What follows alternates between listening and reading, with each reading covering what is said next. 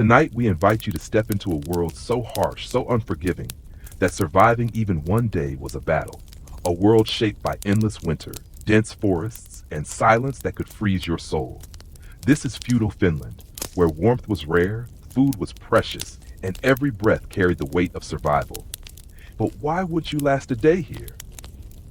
What is it about this ancient land and its people that would stop a modern visitor in their tracks? It's not just the cold or the hunger or the danger lurking just beyond the trees. It's the way life itself was woven tightly with rituals, silence, and resilience you've never imagined. Tonight, we'll uncover the hidden rules of this frozen frontier. The silent markets where trust was more valuable than gold, the midwinter feasts where every bite mattered, and the quiet strength of communities bound by hardship and hope. You'll hear stories that challenge everything you think you know about survival. And maybe, just maybe, you'll find yourself wondering how you would fare when stripped down to the bare essentials. So settle in, breathe deeply, and prepare to journey into a world where every moment tested the limits of human endurance, and where lasting just a day was an act of courage. This is why you wouldn't last a day in feudal Finland and more. Let's begin. A snowy morning in the village, the daily cold begins. The first light of dawn breaks reluctantly over the snow-covered village, pale and weak against the vast frozen landscape. The world here seems muted, as if the heavy snow itself has absorbed the color and sound, leaving behind a hushed silence interrupted only by the soft crunch of footsteps on frost-hardened earth. This is feudal Finland in the grip of winter, a place where the cold is more than a season. It is a relentless presence that dictates every moment of daily life. Timber houses, built low and thick to withstand the biting winds, huddle together beneath a thick blanket of snow. Their wooden shingles groan quietly under the weight of ice, and thin spirals of smoke curl lazily from chimneys, promising a fragile warmth inside. Yet the hearth fires that keep families alive are but tiny beacons against the overwhelming chill that presses in from every side. Villagers emerge from their homes, wrapped tightly in layers of coarse wool and fur, their faces wind-burned and etched with weariness beyond their years. The cold steals the color from their cheeks and stiffens their joints, yet there is no choice but to face it again. For these people, survival is a daily battle fought with simple tools, raw determination, and an intimate knowledge of the unforgiving environment. The sun, a pale disk barely rising above the horizon, offers only a brief respite. In the depths of winter, daylight lasts scarcely 2 hours here, leaving the rest of the day cloaked in twilight or darkness. The feeble morning light casts long blue shadows over the snow, and the villagers work quickly, aware that their window for outdoor tasks is narrow and fleeting. Inside the longhouse, the heart of each homestead, the family gathers around the hearth. Flames crackle in the stone fire pit, sending flickers of warmth and light into the dim space. The smell of burning birchwood mixes with the earthy scent of damp wood and smoke. Here, mothers stoke the fire and prepare simple meals, often a watery porridge of barley or turnips, the staples that can be coaxed from the frozen soil. The children sit quietly, their breaths visible in the cold air, learning early the meaning of endurance. Outside, the men tend to livestock, a handful of hardy animals adapted to the northern climate, stout cattle, small horses, and flocks of sheep whose thick wool is prized for warmth. Feeding and caring for these animals is a critical task. Without them, there would be no milk, no meat, no wool to survive the winter months. The cold stiffens their fingers and slows their movements, but the animals depend on them as much as they depend on the animals. Beyond the village, the dense forest looms dark and silent beneath heavy snow. It is a place of both life and danger. The villagers rely on the forest for firewood, foraging, and hunting, but they must also be wary of wolves and other predators that roam these frozen woods. The forest is said to be watched by spirits, guardians, and tricksters alike, a belief that blends practical caution with superstition, offering some comfort against the unknown. Life in feudal Finland is shaped not only by the harsh natural world, but also by social structures. The village owes allegiance and taxes to a distant lord or the crown, and the arrival of tax collectors is a feared event, especially in winter when resources are scarce. Every measure of grain, every animal counts toward survival. The cold season is also a time when the community relies on mutual aid. Neighbors share what little they have, reinforcing bonds essential for enduring the brutal months. The cold reaches deep into the bones of every villager, and warmth is a precious commodity. Clothing is layered and patched, woven from coarse wool and lined with fur when possible. But even the thickest garments cannot fully stave off the relentless chill.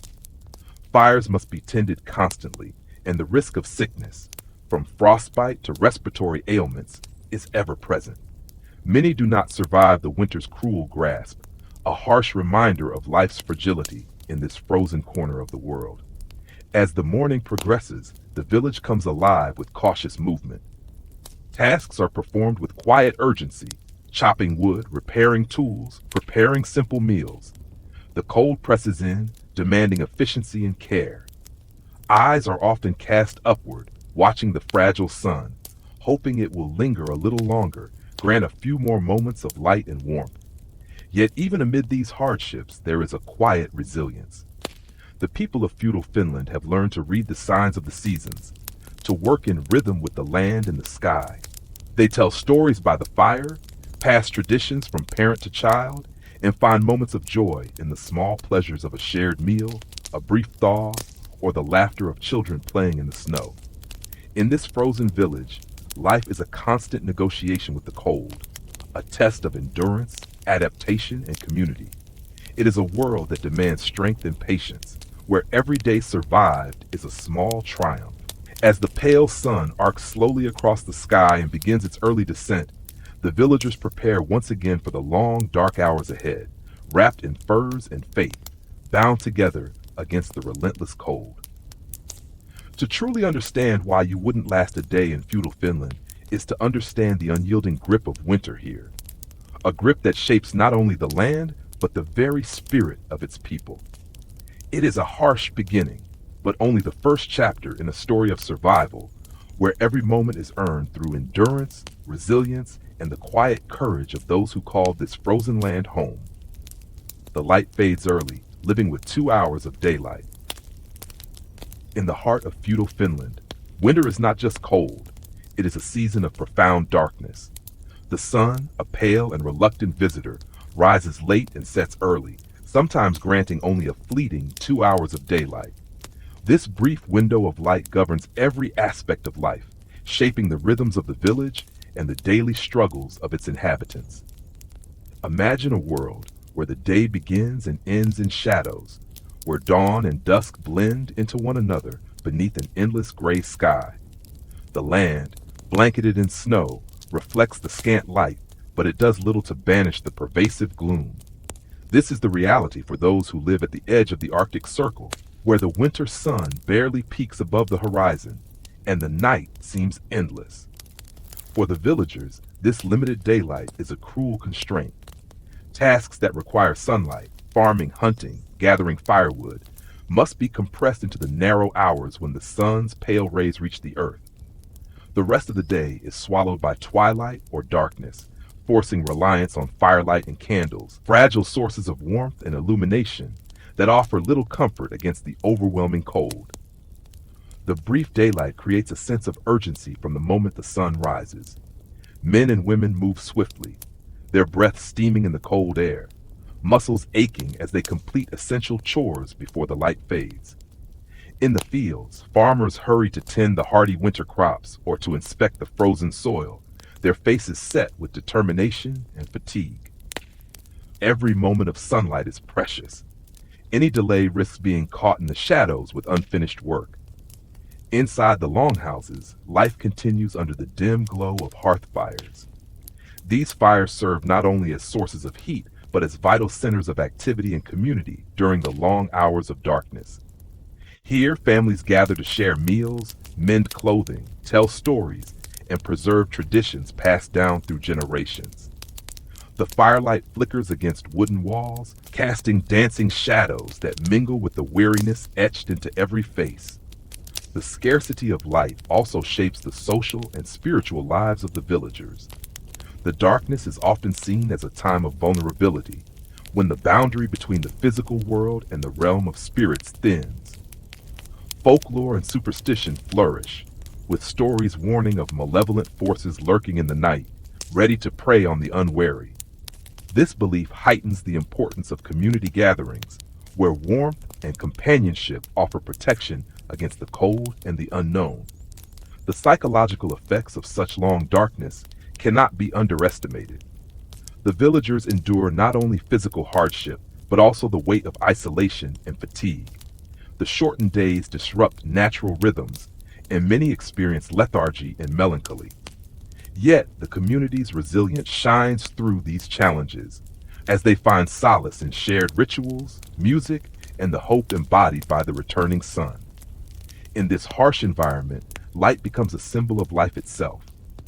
The Midwinter Festival, a rare occasion marked by feasting and celebration, centers around the promise that the sun will soon return to longer days. It is a moment of communal hope, a brief respite from the relentless cold and dark. The 2 hours of daylight also dictate the seasons of work and rest. Preparations for the long winter must be completed in autumn, and the brief winter daylight offers little opportunity for new endeavors. Instead, villagers focus on survival, conserving energy, and supporting one another through the darkest months. Living with so little light requires adaptation on many levels. Homes are built to retain warmth, clothing is layered thickly, and diets are designed to sustain energy during times of scarcity. Every aspect of life is attuned to the cycles of light and dark, a constant negotiation between human will and the immutable rhythms of nature. Understanding the profound impact of limited daylight in feudal Finland reveals not only the physical challenges faced, but also the cultural and spiritual responses that arose from this environment. It is a testament to human endurance and ingenuity, a story of how people found ways to live, love, and persevere even when the world seemed cloaked in endless night. As the sun dips once more below the horizon, the village settles into the cold embrace of twilight, the faint glow fading into darkness. The people draw close to their fires and to each other, carrying the light within their hearts, waiting patiently for the dawn that will come again, if only for a few brief hours. Farming the frozen earth, barley, turnips, and hope. The soil of feudal Finland is a stern teacher. Frozen for much of the year, it demands patience and perseverance from those who dare to coax sustenance from its reluctant embrace. Farming here is a relentless struggle against a land that offers so little, yet demands everything in return. This is the story of barley, turnips, and the quiet hope that nourished a people bound to the frozen earth. The growing season in Finland was painfully short, barely a handful of months when the sun lingered long enough to warm the ground and awaken the seeds buried beneath the frost. Farmers worked feverishly in spring and early summer, racing against the inevitable return of cold to plant and tend crops that might survive the harsh climate. The stakes were high. A failed harvest meant starvation through the long winter months. Barley was the staple grain, hardy and resilient enough to mature in the brief northern summer. It was the backbone of sustenance, ground into coarse flour for bread or boiled into thick porridge. Alongside barley, turnips and other root vegetables were cultivated in small plots, their tough skins protecting the tender flesh beneath from frostbite.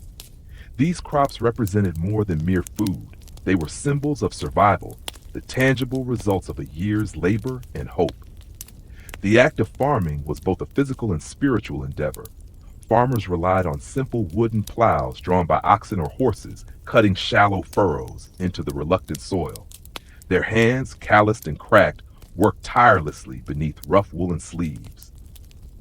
Every seed planted was a silent prayer for favor from nature's unpredictable forces, sun, rain, and warmth all too scarce in this frozen land. Communal efforts often defined agricultural work. Villagers came together during planting and harvest seasons, sharing labor and tools. These moments of cooperation strengthened social bonds, essential in a world where mutual aid could mean the difference between life and death. The rhythms of planting, tending, and harvesting were woven into the fabric of village life, marked by songs and rituals that honored the earth's power and mystery. Despite the harshness, the fields were not barren. Small patches of green emerged in late spring and summer, a brief but vital respite from the endless white. The sight of ripening barley and hardy turnips was a balm to weary souls, a reminder that life persisted even here. Yet farmers knew all too well the precariousness of their success. A sudden frost, a dry spell, or an untimely storm could undo months of toil in an instant. Beyond the fields, storage was a constant concern. Grain and root vegetables were carefully gathered and stored in root cellars or raised granaries, designed to protect the harvest from frost, moisture, and rodents. These caches were lifelines through the winter, rationed sparingly as families stretched their supplies to last until the thaw. The scarcity of food shaped every meal and every moment of hunger. The diet was simple, repetitive, and often monotonous, but it sustained.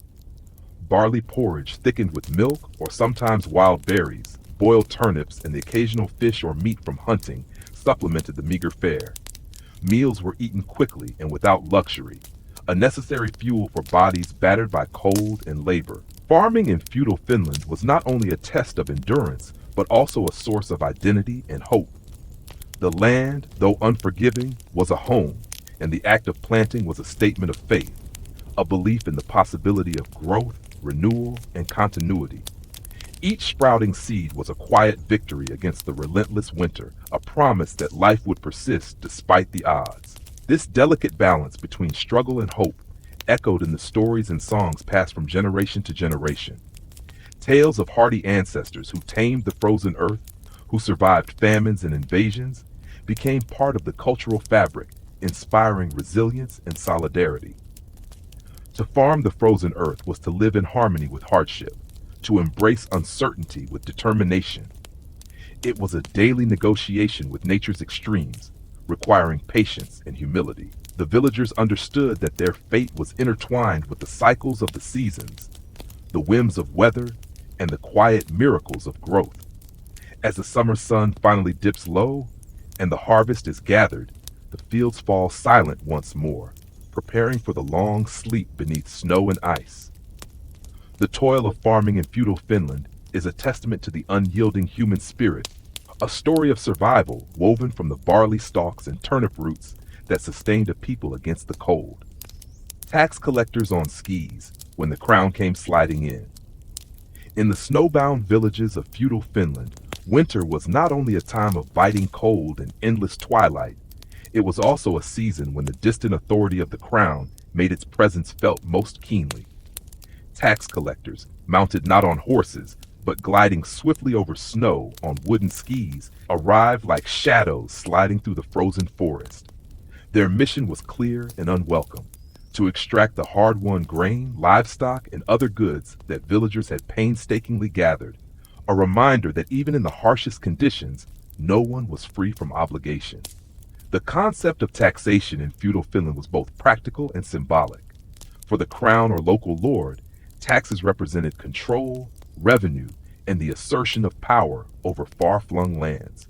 For the peasants, they were a burdensome claim on their meager resources, a debt that could mean the difference between survival and starvation during the brutal winter months. Traveling through the snow-covered forests and icy paths was no small feat. The tax collectors relied on skis, a technology finely tuned to the demands of the northern landscape. These long wooden planks allowed them to move quickly and silently over deep snow and frozen lakes, enabling the crown's reach to penetrate even the most remote villages. Clad in heavy furs and carrying sturdy packs, they were often as much a part of the winter landscape as the wolves and the towering pines. The arrival of the tax collectors was a moment fraught with tension. Villagers gathered nervously as the officials unfurled their records, inspected crops and animals, and calculated the quotas due. These assessments were not always precise or fair, and disputes were common. The tax burden was heavy, especially in years of poor harvest, yet refusal or delay could invite severe punishment. For the villagers, The presence of these ski-mounted collectors was a stark reminder of their vulnerability. Despite the isolation and hardship of life in the frozen north, the reach of the crown was relentless. It underscored a social order that placed peasants firmly at the bottom, their labor and produce a resource to be claimed. The winter setting intensified the harshness of this encounter. Tax collections occurred during a season when every grain of barley and every animal was precious. The cold made negotiations terse and hurried, with villagers keen to conclude the process before the shadows lengthened and temperatures plunged further. The cold itself seemed to echo the grim nature of the exchange, a frozen negotiation where the stakes were life and death. Yet, beneath the surface of this encounter lay a complex relationship. Tax collectors were not merely agents of oppression, they were often villagers themselves or local officials who understood the difficulties of winter life. Some sought to be fair within the limits imposed by the crown, navigating the delicate balance between duty and compassion. Others were harsher, enforcing rules with rigid authority. The taxation system also linked feudal Finland to broader political and economic networks. The goods collected helped finance armies, build fortifications, and support the ruling class far beyond the village borders. They facilitated trade and governance, binding these remote communities into a larger medieval world shaped by power, allegiance, and survival. As the tax collectors departed, sliding silently back into the forest, villagers faced the long winter ahead with diminished stores but resolute spirits. The burden was heavy, yet life demanded endurance. Families retreated into their homes, tending fires and rationing food, knowing that every stolen measure of grain was a small sacrifice for the greater order, an order that was at once distant and deeply felt. The image of tax collectors on skis remains a vivid symbol of feudal Finland's harsh realities. A land where nature's cruelty was matched by the demands of human authority, where survival was measured in the balance between cold and control. To live here was to accept not only the frost's bite, but the unyielding reach of power sliding silently through the snow. A fireless night, freezing inside your own home. As night falls over the frozen village, a silence settles that is deeper than the absence of sound. It is the stillness of a fireless home, a place where warmth has fled and the bitter cold presses unrelentingly against thin walls and fragile windows. In feudal Finland, a night without fire was more than discomfort. It was a perilous ordeal that tested the limits of human endurance. The hearth fire was the heart of every household, a source of heat, light, and sustenance. Flames danced in stone or earthen pits, their flickering glow a constant companion against the cold and darkness. To lose this fire was to lose more than comfort. It was to lose the fragile barrier between life and the icy grasp of winter. Fires could go out for many reasons. A sudden shortage of dry wood, the dampness that seeped into fuel supplies, or exhaustion from endless tending might cause the hearth to die. Sometimes, illness or exhaustion prevented those responsible from rekindling the flames. In such moments, families faced a stark and unforgiving reality. Without fire, the cold invaded every corner of the home. Walls made of timber and clay offered limited insulation against the bitter air that seeped through cracks and crevices. The floor, often dirt or rough planks, radiated chill that crept upward into sleeping bodies. Breath hung visibly in the freezing air, and fingers and toes numbed quickly, signaling the onset of frostbite. In these fireless nights, survival depended on more than clothing and shelter. Families huddled together, sharing body heat beneath layers of wool and fur. They pressed close to one another, a human warmth that was at once comforting and necessary. The old and the young were especially vulnerable, their bodies less able to withstand the cold. The darkness deepened the sense of isolation. With no firelight to chase away shadows, the interior of the home became a cavern of gloom, where fear and uncertainty gnawed as relentlessly as the frost. The silence was punctuated only by the occasional crack of ice settling or the distant howl of a winter wind, reminders of the unforgiving world outside. These nights were not uncommon. The relentless demands of winter meant that even the most careful households sometimes faltered. Wood had to be gathered, chopped, and dried, a constant struggle complicated by snow and frozen ground. Water needed for cooking and drinking was often drawn from ice-covered wells or streams, a laborious and hazardous task in itself. The cold was a thief, stealing warmth and energy, sapping strength and hope. Illnesses spread easily in such conditions, and the chances of recovery were slim. Pneumonia, frostbite, and hypothermia were ever-present threats, silently claiming lives during the long winter months. Yet amidst this bleakness, human resilience persisted. Families developed strategies to endure fireless nights, tightly sealing doors and windows with cloth or mud, using portable braziers when possible, and preserving body heat through shared blankets and close quarters.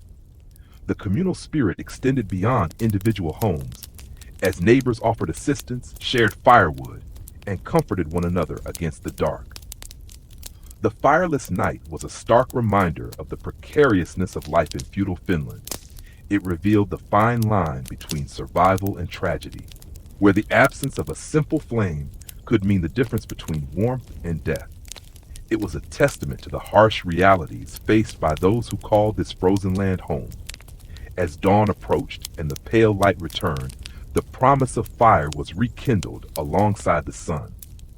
The hearths were tended once more, flames coaxed back to life, and the cycle of survival continued. The memory of the fireless night lingered, a solemn shadow beneath the fragile hope that each new day would bring warmth and life again. To live through a fireless night was to confront the raw power of nature and the limits of human endurance. It was to understand, in the deepest sense, that in feudal Finland, survival was a daily victory against cold, darkness, and despair. Ale, milk, and meltwater. What did they drink? In the frozen villages of feudal Finland, the struggle for survival extended beyond food and warmth to the very liquids that sustained life. What villagers drank during the long, harsh winters reveals much about their environment, culture, and resilience. In a land where rivers and wells froze solid and fresh water was often scarce, the humble drinks of ale, milk, and meltwater became the lifeblood of daily existence. Fresh, clean water, the kind we take for granted, was a rare and precious commodity. Deep wells were difficult to maintain during winter, and surface water was locked beneath layers of ice and snow. Villagers relied on melted snow and ice to quench their thirst, gathering what they could and carefully managing this fragile resource. Meltwater, while abundant in quantity, was often cold and unpalatable, but necessity outweighed preference. The cold itself posed a unique challenge for hydration. Drinking icy water could numb the throat and chill the body from within, a dangerous prospect in a climate where preserving warmth was vital. Still, meltwater was often the only available option, heated by fires when possible to provide some relief. The careful management of water resources was a constant concern, with families rationing their supplies and using water sparingly for cooking and brewing. Ale, brewed locally by village women known as alewives, was a staple drink and a cultural cornerstone. Unlike the ale of southern Europe, Finnish ale was often weaker, more akin to a nourishing porridge than a strong intoxicant. Made from barley or other grains, this brew provided calories and warmth, vital sustenance during the long winter months when food was scarce. The brewing process itself was a skill passed down through generations, a blend of practical necessity and tradition. Ale was more than a drink. It was a social lubricant and a symbol of hospitality. Sharing a cup of ale bound the community together, offering moments of warmth and camaraderie amid the cold isolation. The alewife held a respected position, her knowledge of fermentation a valuable craft that could mean the difference between health and hardship. Milk, drawn from the few surviving cattle or goats, was another vital liquid.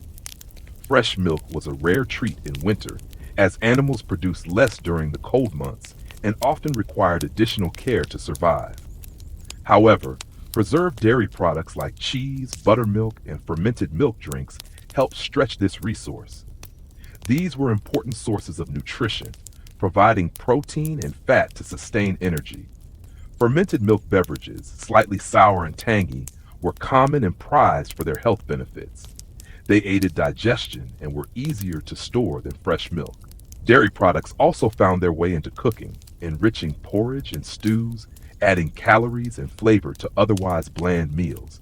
The quality and availability of drinks varied greatly depending on location and season. Coastal villages might have access to fish broth or diluted spirits made from imported grains, while interior hamlets relied heavily on what could be produced locally. In times of scarcity, villagers sometimes resorted to drinking boiled pine needles or other herbal infusions, a testament to their resourcefulness and connection to the natural world. Alcohol was not merely a source of pleasure, it was medicine, food, and a practical solution to the challenges posed by frozen waters and limited resources. The low alcohol content of most traditional ales ensured that villagers could drink throughout the day without succumbing to intoxication, maintaining their strength and alertness in a dangerous environment. Hydration was also intertwined with spiritual beliefs. Water from certain springs or collected during specific times was thought to possess protective qualities. Rituals around the gathering and consumption of liquids reflected a deep respect for the fragile gifts of nature, acknowledging both their life-giving power and their capriciousness. The act of drinking in feudal Finland was a daily negotiation with the elements, a balancing act between need and scarcity, warmth and cold, sustenance and survival. Ale, milk, and meltwater were not merely liquids, they were threads woven into the fabric of life, sustaining bodies and spirits alike. As night falls and the cold deepens, the warmth of a shared drink becomes a small but vital comfort. The steaming cup of ale or the creamy tang of fermented milk carries with it stories of survival, community, and hope. A reminder that even in the darkest, coldest places, life persists through the simplest acts. Clothes were never warm enough, wool, fur, and regret. In the frozen reaches of feudal Finland, the cold was a constant, merciless presence. It seeped into every corner of life, and no matter how many layers one wore, the biting chill often felt inescapable. Clothing was the armor against the relentless cold, yet it was never truly warm enough. The villagers wrapped themselves in wool and fur, hoping these humble materials could stave off frostbite and despair, but the harsh truth was that warmth was always a fragile, fleeting luxury. The textiles of the time were simple but vital. Wool, harvested from the hardy sheep adapted to the northern climate, was the most common fabric. It was thick, coarse, and heavy when wet, but it retained heat better than any other fiber available. Spinning wool into yarn was a painstaking task, often done by women during long winter evenings by firelight. Weaving, sewing, and repairing garments was a continuous cycle, a necessary routine to extend the life of each precious item. Fur was even more prized. Taken from local animals, foxes, hares, reindeer, and sometimes wolves, fur provided crucial insulation against the cold. The pelts were carefully prepared, treated with oils and smoke to preserve their warmth and softness. Coats, mittens, hats, and boots lined with fur were the best defense against frost. Yet pelts were scarce and expensive, often reserved for wealthier families or traded as valuable goods. Despite these efforts, clothing had its limits. Wool and fur, while warm, were heavy and could become damp from snow, sweat, or melted ice, reducing their insulating properties. Once wet, the cold penetrated quickly, threatening hypothermia. Villagers knew to avoid unnecessary exposure, but survival often demanded leaving the relative shelter of home for long hours outdoors, whether to gather wood, tend animals, or travel. Layering was the only true defense. Villagers wore multiple garments, layering shirts, tunics, leggings, and cloaks. Each piece trapped pockets of warm air, a primitive but effective barrier against the cold. Underclothes, often made of linen, provided some comfort against itchy wool layers. Boots were typically wooden clogs lined with straw or fur, designed to keep feet off the frozen ground and insulated from ice. Still, no garment could perfectly protect against the harsh northern winter. Frostbite was a common and feared affliction. Fingers, toes, ears, and noses Those extremities most exposed were vulnerable to the numbing cold. Stories of lost digits and limbs were part of everyday conversation, a grim reminder of the stakes. Medical knowledge was limited, and treatments were often rudimentary and painful, relying on herbs, fire, or crude cauterization. Regret, too, lingered in the cold air. Regret over worn out clothes that could not be replaced, over thinning pelts sold or traded out of necessity, and over the ever present chill that no garment could fully dispel. The cold was a merciless adversary, and even the best efforts often fell short. Villagers adapted through acceptance and resilience, but the vulnerability was always there, a silent companion to every step outside. Clothing also carried social and cultural meaning. The quality and quantity of wool and fur could indicate a family's status or wealth.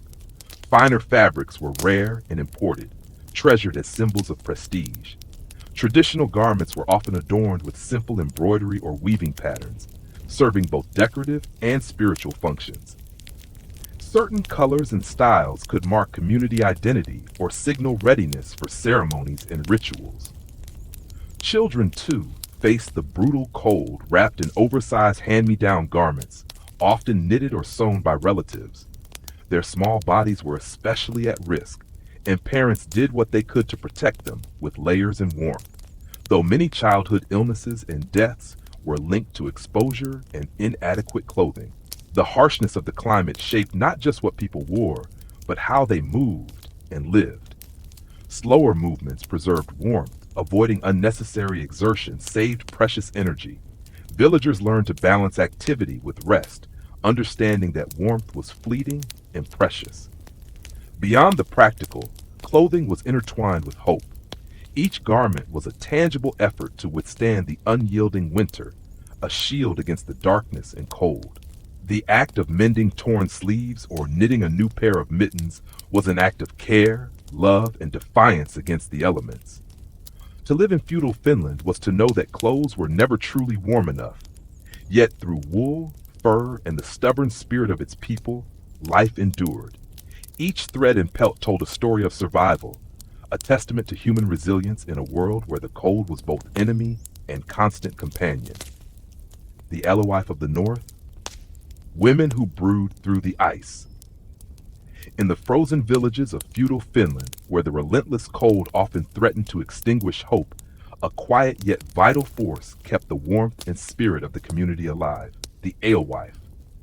These women, skilled in the ancient craft of brewing ale, were the lifeblood of the village during the darkest months when ice and snow ruled the land. Their ale was more than a drink. It was nourishment, medicine, and a social glue that held families and neighbors together through the unforgiving winter. The alewife's work began long before the first snow fell. Brewing was a seasonal ritual, timed carefully to coincide with the rhythms of the harvest and the availability of ingredients. Barley, the staple grain, was malted and prepared with meticulous care. The water, often gathered from melting ice or nearby springs, was heated over open hearths in smoky kitchens. The brewing process was long and delicate, requiring patience and attention, especially in a climate where temperatures could swing wildly. Ale in feudal Finland was distinct from the strong, clear beers known in other parts of Europe. It was often a thick, cloudy, porridge-like brew, rich in nutrients and relatively low in alcohol. This made it suitable for daily consumption, providing calories and warmth to fuel bodies taxed by cold and labor. The alewife's skill lay not only in fermentation, but in balancing flavor and strength, ensuring that the brew was both palatable and sustaining. The alewife's role was deeply respected, woven into the social fabric of the village. Her knowledge was passed down through generations, often from mother to daughter, a precious inheritance of tradition and survival. Brewing was a sacred craft, intertwined with rituals meant to protect the ale from spoilage and to invite good fortune. Blessings were spoken over the grain and fire, and certain herbs might be added to ward off illness and evil spirits. The alehouse, when it existed, was a humble place, often a corner of a longhouse or a separate small building, where villagers gathered to share stories, news, and solace over a communal cup. In these spaces, The alewives' brew became a bridge between isolation and community, a beacon of warmth and fellowship in a cold world. The sharing of ale was a ritual that transcended mere drinking. It was a reaffirmation of connection and endurance. Women who brewed through the ice faced their own challenges.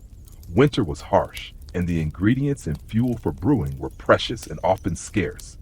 Keeping fires burning long enough to complete the brewing, preventing the wort from freezing, and storing the ale safely against spoilage required ingenuity and vigilance. Yet the alewife persevered, driven by necessity and a deep commitment to her community. Beyond its physical sustenance, ale had symbolic meaning. It represented life continuing through adversity, the persistence of joy amid hardship. Celebrations, rites of passage, and religious observances often featured ale as a central element, a reminder that even in the bleakest seasons, human spirit and tradition endured. The alewife's importance extended into the economy as well.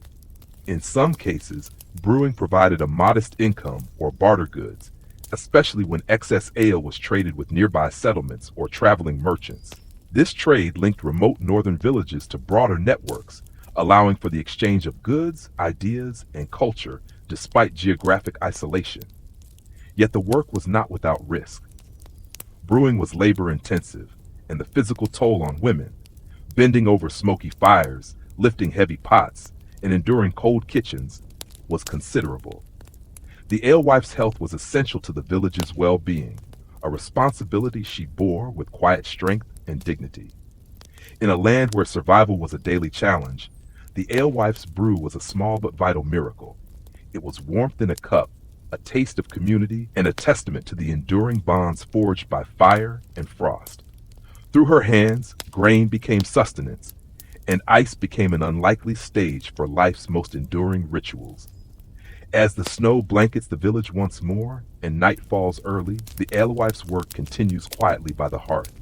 Her brew flows as steadily as the seasons, a flowing thread of hope and humanity weaving through the endless winter, reminding all who drink it that even in the coldest times, life perseveres. Fishing beneath the ice, spears, holes, and hunger. Beneath the thick, unyielding ice that cloaked Finland's lakes and rivers throughout the long winter months, life moved on in silent struggle. For the villagers of feudal Finland, fishing was a desperate dance with nature's coldest season, a necessary quest to find nourishment in a world locked in frost. Fishing beneath the ice was an act of endurance, patience, and ingenuity, a story of survival written on frozen waters with spears, holes, and hunger. Winter's grip was fierce and unrelenting. As temperatures plummeted, lakes transformed into vast, frozen deserts, sealing away the fish that had sustained communities through the summer. Yet beneath the surface, the waters remained alive with movement. Trout, pike, perch, and whitefish slipped through the dark depths, insulated by layers of ice from the brutal cold above. To the villagers, this underwater world was both a source of hope and an enduring mystery. Fishing beneath the ice required tools fashioned from the resources at hand. Spears, long, sharpened wooden shafts with carefully crafted points, were essential. These weapons were designed not for combat, but for precision, to strike fish swiftly and efficiently in the dim water below. The crafting of fishing spears was a specialized skill, often passed down through families, combining knowledge of wood, bone, and sometimes metal. The act began with holes drilled or chopped through the ice, sometimes painstakingly wide enough to allow a fisher's arm to reach into the water. These openings were gateways between two worlds, the frozen silence above and the dark, liquid realm below. The ice itself was thick and unforgiving, a barrier that demanded physical strength and courage to breach. Patience was essential. Fish could not be chased or herded beneath the ice. They had to be found and waited for, their movements carefully observed through the translucent surface or guided by intuition owned over years. Fishermen stood or crouched beside their holes, spears poised, eyes sharp, ready for the briefest flash of movement.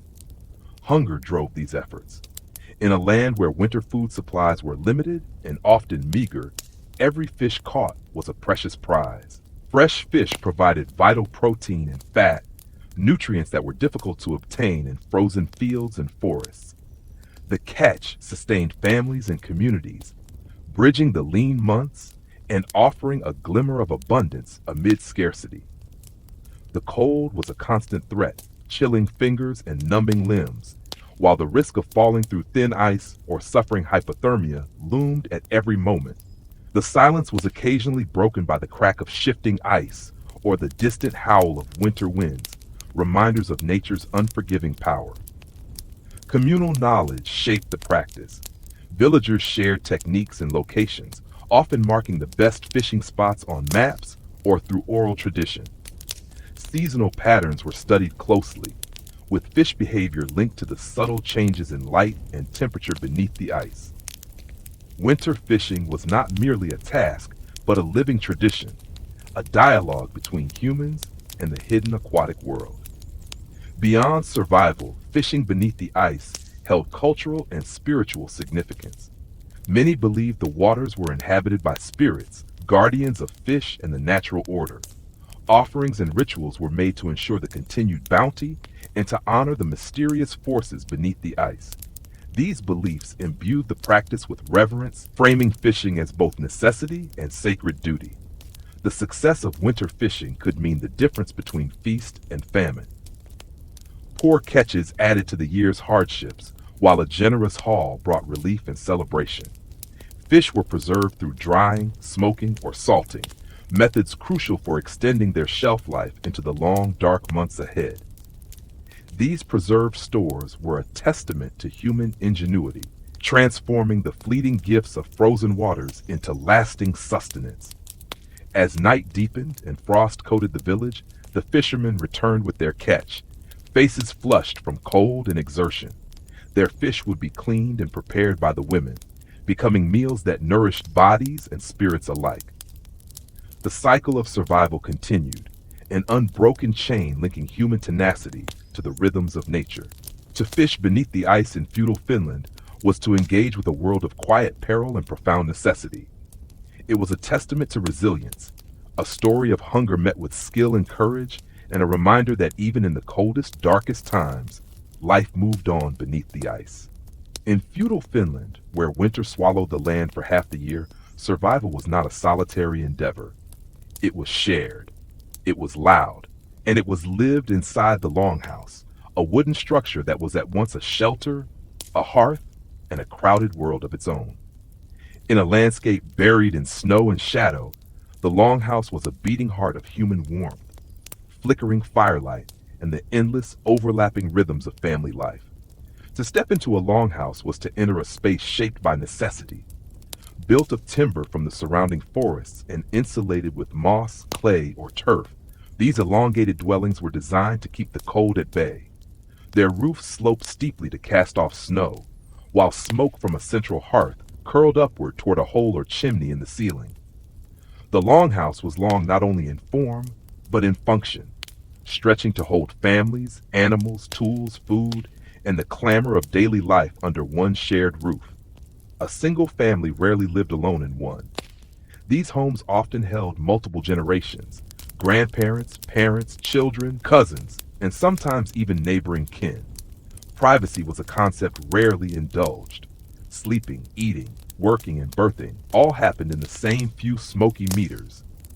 Livestock, sheep, goats, even chickens, were often brought inside during the coldest weeks, their warmth contributing to the home's fragile internal climate. The bleating of animals mingled with the crackle of fire and the quiet conversations spoken in Low Finnish or Sami dialects. The hearth was the center of everything. Life clustered around it like moths to a flame. Food was cooked here, clothes dried, wounds tended. A pot might simmer for hours, filled with fish, root vegetables, and barley, while flatbread baked on stones.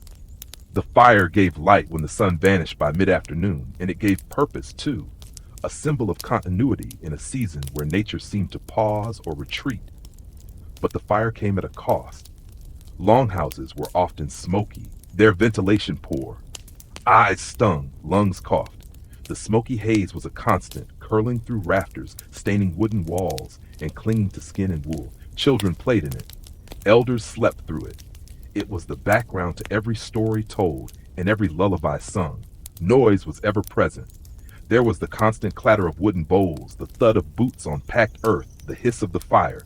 Babies cried, dogs barked, old men argued over traps or timber. Women sang to rhythm their work, spinning, weaving, cleaning, stirring. The sound never truly ceased, only softened late at night when exhaustion quieted the room and sleep settled over the bundled forms lying beneath fur and wool. Even then, silence was not pure. Someone would cough, someone would shift, wind would moan against the walls or ice would crack on the roof. The longhouse was never still. Life refused to be still. Family life was both deeply intimate and constantly strained. Emotions had no space to hide. Joys were shared openly. Meals, births, songs, but so were tensions. Arguments erupted easily, and resentment simmered like stew on the fire. But leaving was not an option. The cold outside was not just uncomfortable, it was lethal. You stayed close to the fire, to your kin, to the only shelter that stood between you and a snow-buried death. In these conditions, traditions developed not only for survival, but for sanity. Morning chores followed a rhythm. Children were expected to help, fetching water, tending animals, mending garments. Storytelling became not just entertainment, but a form of education and continuity. Elders would recount tales of wolves, spirits, and ancestral hardship, their voices competing with the wind outside. These stories kept culture alive when everything else seemed buried in ice. Illness spread quickly in the crowded air. One person's cough could become a family's affliction. The winter months were especially cruel to the old and the very young. Death was not unfamiliar inside the longhouse. When it came quietly, without fanfare, perhaps without even space. A body might rest for days before the ground outside thawed enough to dig a grave. Mourning was done in the same room as life, in whispers and in waiting. Yet for all its hardship, the longhouse was also a place of comfort. It was the one barrier between human warmth and the frozen unknown. Within its creaking beams, life persisted. Families laughed, played simple games, exchanged gifts during the midwinter feast. The longhouse was memory-made timber. It was history breathed in with each smoky lungful. It was a shelter not only for the body, but for the fragile spirit. To live in a longhouse in feudal Finland was to embrace community over comfort, necessity over privacy, and resilience over ease. In its heat and haze, its closeness and chaos, the longhouse forged bonds that the cold could not break. The sauna ritual, heat, healing, and spirits. A wooden door creaks open. From the cold, blue-gray breath of a Finnish winter, you step into another world, one of smoke, shadow, and steam. The air is thick and warm, laced with the earthy scent of birch branches and soot-darkened timbers. In the flickering light of a glowing stone hearth, you see faces calm, still, and reverent. You've entered the sauna, not merely a bathhouse, but the heart of ancient Finnish life. In the harsh realities of feudal Finland, where winters bit deep, where fields yielded little, and where survival itself was a daily triumph, the sauna was more than a comfort. It was a sanctuary, a healer, and a spiritual threshold. A structure no grander than a shed, often built of pine or spruce, the sauna stood near the main house, close to the well or stream.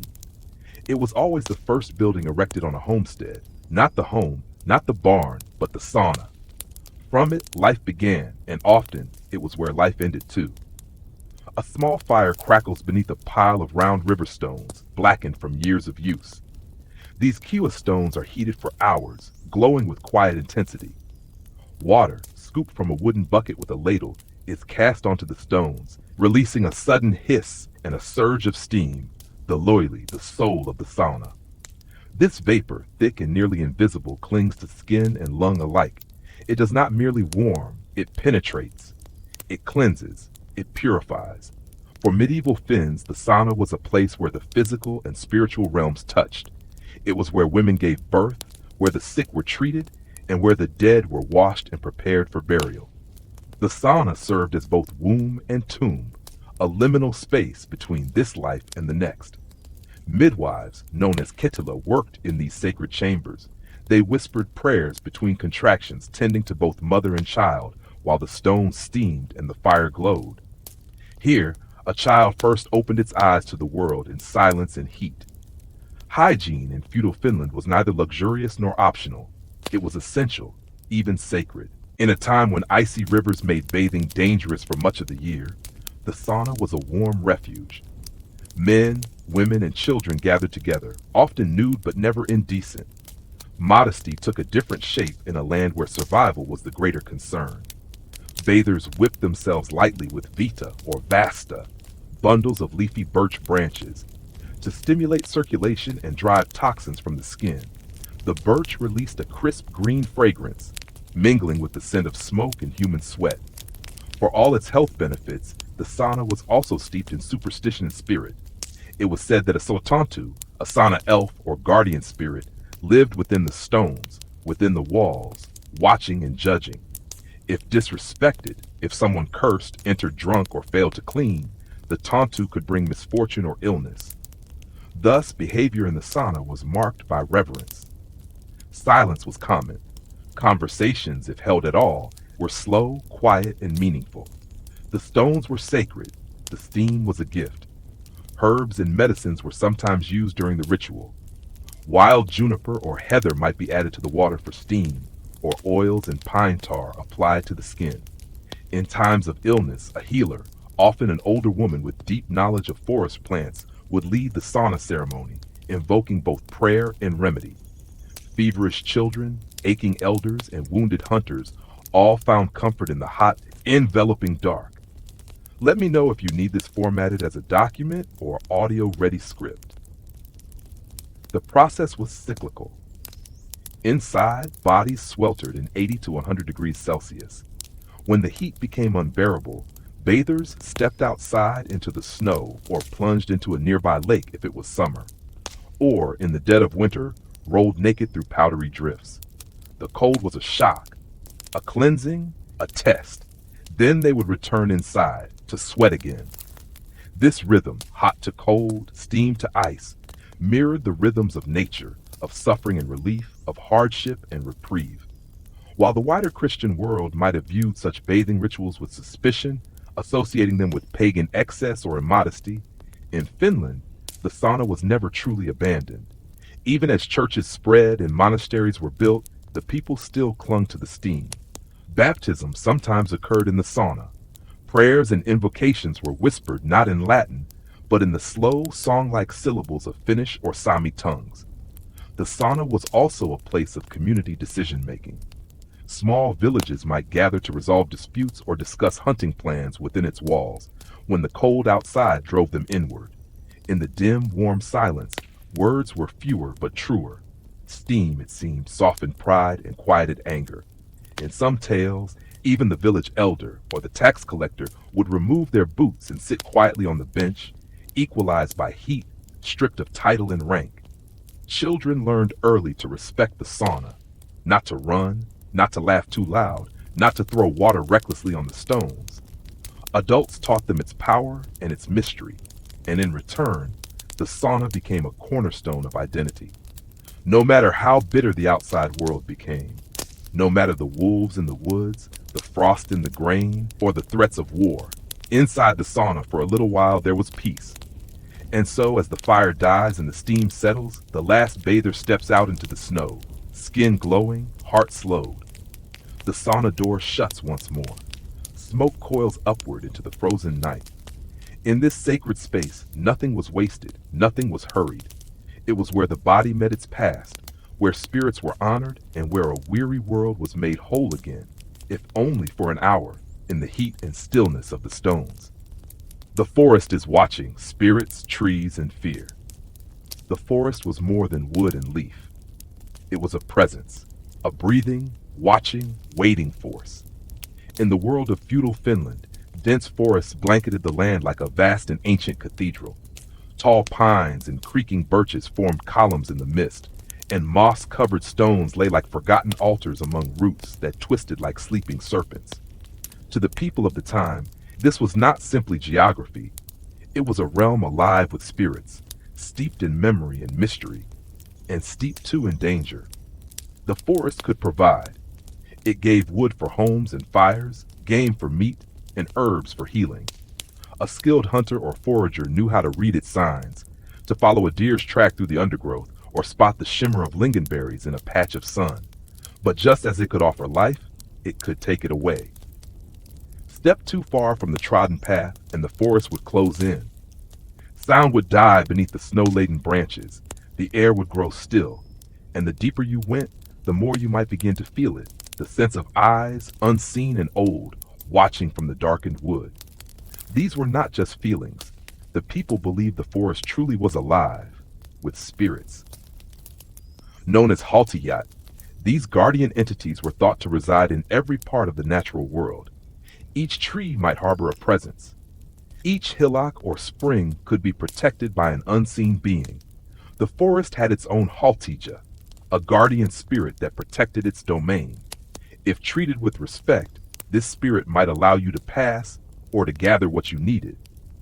But if you disrespected the land, cut down too many trees without offering thanks, left no gift after hunting, or mocked the silence, it could turn against you. This spiritual relationship was deeply embedded in the worldview of the early Finns.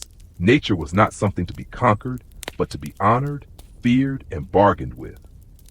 Before a tree was felled, a hunter might murmur a quiet incantation or leave a token at its base. Children were warned not to speak too loudly in the woods, lest they wake something best left sleeping. Even the landscape itself seemed shaped by old power. Boulders cracked by ice, strangely bent trees, and mist that moved with an eerie mind of its own. Such features were often explained through folklore, with tales of forest spirits, giants, or long-ago curses. To walk alone through the taiga in winter was to test one's nerve against the ancient fears. The snow fell so thick and soft, it muffled even the crunch of your own footsteps. Trees grew impossibly close, their branches reaching like arms in the gloom. Wolves were real, yes, but not the greatest terror. Far more unsettling was the moment when you realized you'd passed the same twisted birch 3 times, and the sky, once bright with morning, had turned to ash. Men disappeared in these woods. Even seasoned woodsmen, well-trained and brave. When they were found, if they were found, they were frozen stiff, eyes open and lips cracked in a final grimace. Stories abounded of Metzenveki, the forest folk, spirits who could confuse a traveler or lead them deeper into the trees until they vanished entirely. A wrong spirit might cause your compass to spin or make the stars vanish from the sky.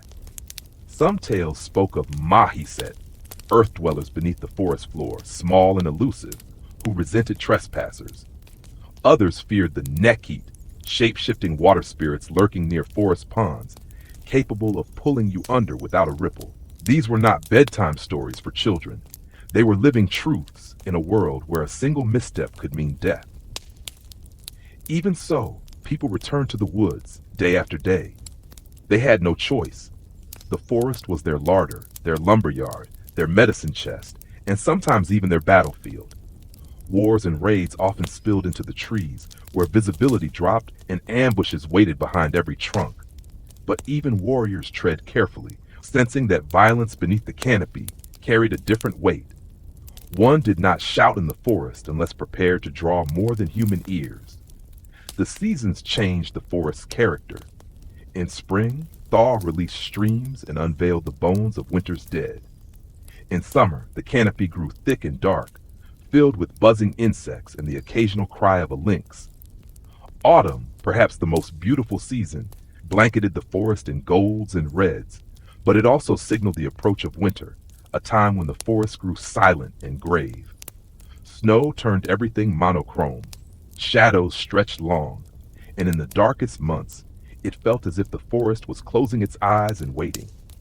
Christianity would come, of course, bearing crosses and saints and cathedrals, but even then, belief in the forest's power lingered. A crucifix might hang around a neck, but a hunter still left an offering of bread or coins at a stone they believed sacred. Pagan rites quietly persisted in clearings and groves.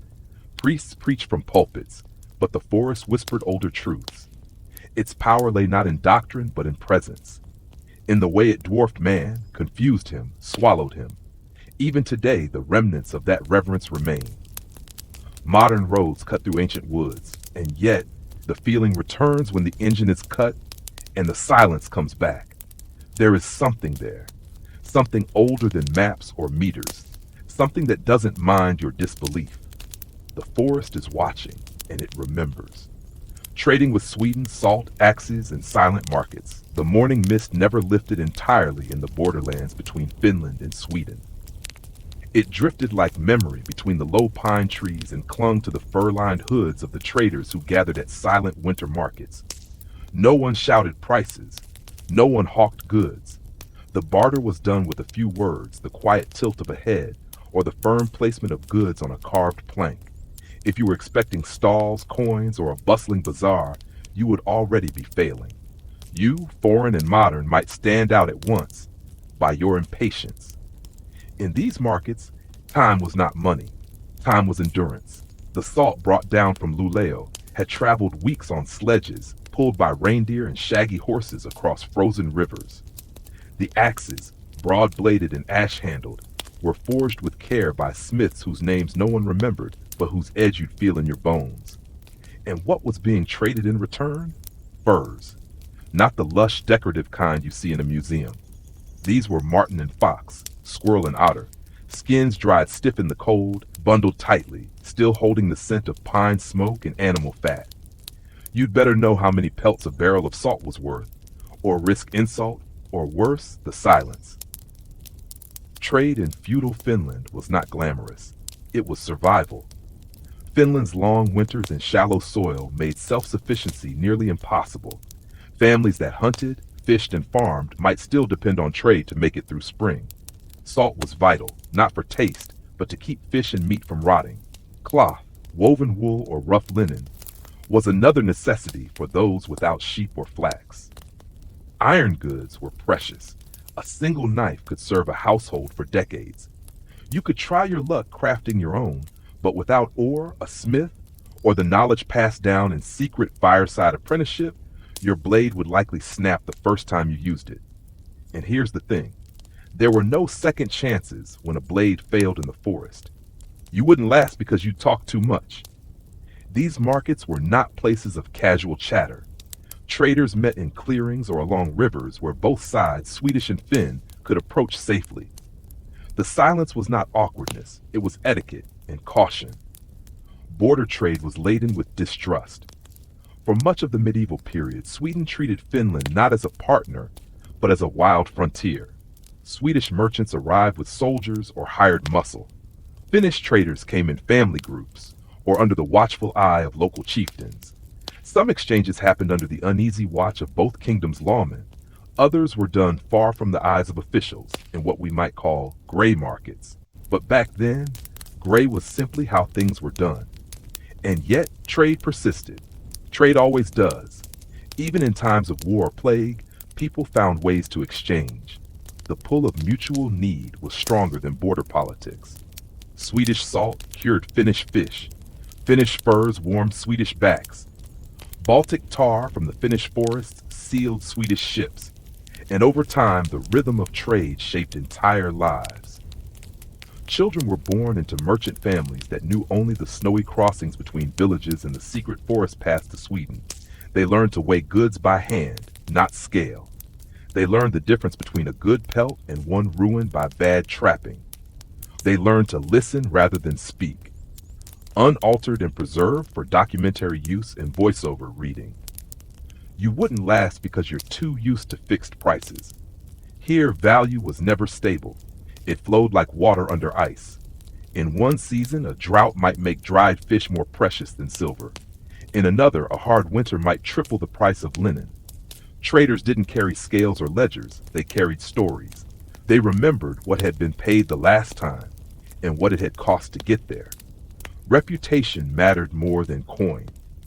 If you cheated someone, you wouldn't just lose a customer. You might find your path home blocked by a tree felled across the trail, or find yourself waking in the night to the sound of distant howls that weren't entirely animal. You might think you could simply offer coin, but coinage was uneven in the region. Swedish coins, if used, were often weighed, not counted. Most villagers wouldn't recognize foreign mintings, and some wouldn't trust them.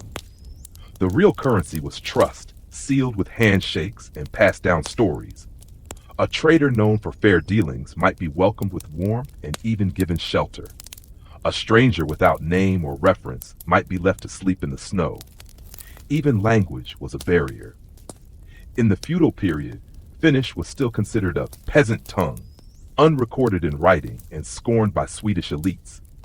Swedish merchants spoke their own dialects, some Latin, some Low German. Misunderstandings were frequent. Deals were sometimes brokered with signs, drawings, or shared cups of weak ale. You would be lost in the murmur of unfamiliar words, in the squinting eyes watching to see if you understood the unspoken rules. At the end of the day, if the day could be said to end in a land where the sun barely rose, the traders would melt away like shadows. No closing bell, no packed wagons, just the soft crunch of footsteps disappearing into the snow. And you'd still be there, holding a handful of coins, wondering why no one had taken your offer. You see, you wouldn't last a day in feudal Finland, not just because it was cold or quiet, but because the logic of the land was older than states or systems. It was a place where survival relied not on law, but on knowledge, on the weight of what you carried, and the silence of how you gave it away. The border wasn't marked by fences or flags. It was marked by understanding, and you with your questions and your coins would be standing on the wrong side. So sleep now. Let the wind rise and the pines whisper like traitors in the trees. The market is over, the paths are empty, and in your dreams you can try again tomorrow if you've learned to be quiet. Reindeer and Slough the north moved. In the vast snow-blanketed expanse of northern Finland, where the sun disappeared for weeks and reemerged with cautious hesitation, motion itself was an act of defiance. The land did not invite travel, it resisted it. Forests stretched endless and dense, lakes froze thick and hard, and the paths between settlements vanished beneath drifts that piled higher than a man. Yet life moved, and when it did, it moved with the patient rhythm of hooves and runners, led by a creature uniquely suited to this brutal north, the reindeer. Centuries before snowmobiles or modern skis, the Sami people, indigenous to the Arctic Circle, had long understood the quiet power of these animals. They did not simply hunt reindeer, they herded them, lived with them, and moved with them. In a time when Finland's southern regions were more focused on farming and fish, the north revolved around a different axis entirely: mobility. And in the realm above the Arctic Circle, mobility meant sleds. Not the decorative sleighs of Christmas tales, but sleek, utilitarian runners of wood and sinew, curved just enough at the front to glide over packed snow, pulled by lean reindeer bred for endurance rather than elegance. For most of us today, travel is synonymous with convenience: roads, fuel, signs, GPS. But in feudal Finland's far north, the journey was more ritual than routine. It began before the sled even touched the snow. A skilled Sami herder would choose their lead reindeer not for size or strength, but for temperament. A calm animal made the best leader, capable of threading through narrow pine corridors, responding to subtle nudges from a leather rein, and enduring days of cold silence without panic. The bond between herder and reindeer was not casual. It was forged through seasons of mutual dependence. Lose that bond, and you could lose your way in the woods and your life. The sleds themselves were remarkable feats of adaptation. Made from birch or pine, they were lashed together without nails, often held with rawhide straps that flexed instead of cracked in the cold. Many featured an open design, a simple platform on two curved runners, barely wide enough for one person to kneel. There were no seats. One did not sit in comfort. One crouched, knees tucked, body swaying with every jolt and turn, wind slicing through fur-lined hoods. Others were polkas, small boat-like sleds in which children or supplies could be tucked beneath sealskin covers, protected from the worst of the wind. And the cold, there is no forgetting the cold. Temperatures could drop below -30°C. Hands froze to reins. Breath turned to ice on mustaches. At night, travelers would dig snow pits, build fires beneath pine bough shelters, and hope their reindeer did not stray. Snow was not scenery. It was obstacle, camouflage, threat. A whiteout could erase the horizon entirely, leaving even experienced herders wandering in disoriented circles. The stars and wind became guides. The landscape did not announce its paths, it whispered them, if at all. In the south, where feudal lords issued tax quotas and villagers trudged narrow footpaths, sleds were rarer, but still used, particularly in winter months when wheeled carts became useless. Farmers would lash firewood or hay to hand-pulled sledges, dragged across ice-bound roads to nearby markets. In some regions, oxen or horses were adapted for winter haulage, their hooves fitted with leather wrappings to prevent slipping. But these beasts struggled where reindeer thrived. Their bulk sank into snow, their breath steamed and faltered. The reindeer, by contrast, barely broke stride. Trade followed the sled tracks. Across the vast expanse of Lapland, Sami herders would guide caravans of reindeer through remote passes, transporting dried fish, animal pelts, carved antler goods, and cloudberries. In return, they bartered for iron tools, woven cloth, and salt. These exchanges were quiet and practical. There were no loud market squares. Instead, deals were made in doorways, around fire pits, or beneath the furs. The routes were not mapped, but remembered. Passed from elder to apprentice, they traced ancient riverbeds and avoided wolf dens, known more by scent and shadow than signpost. And there was danger. Banditry was rare in the deep north, not because people were kind, but because they were few. The real threats were natural: cracking ice, collapsing snow bridges, avalanches that rumbled like distant drums.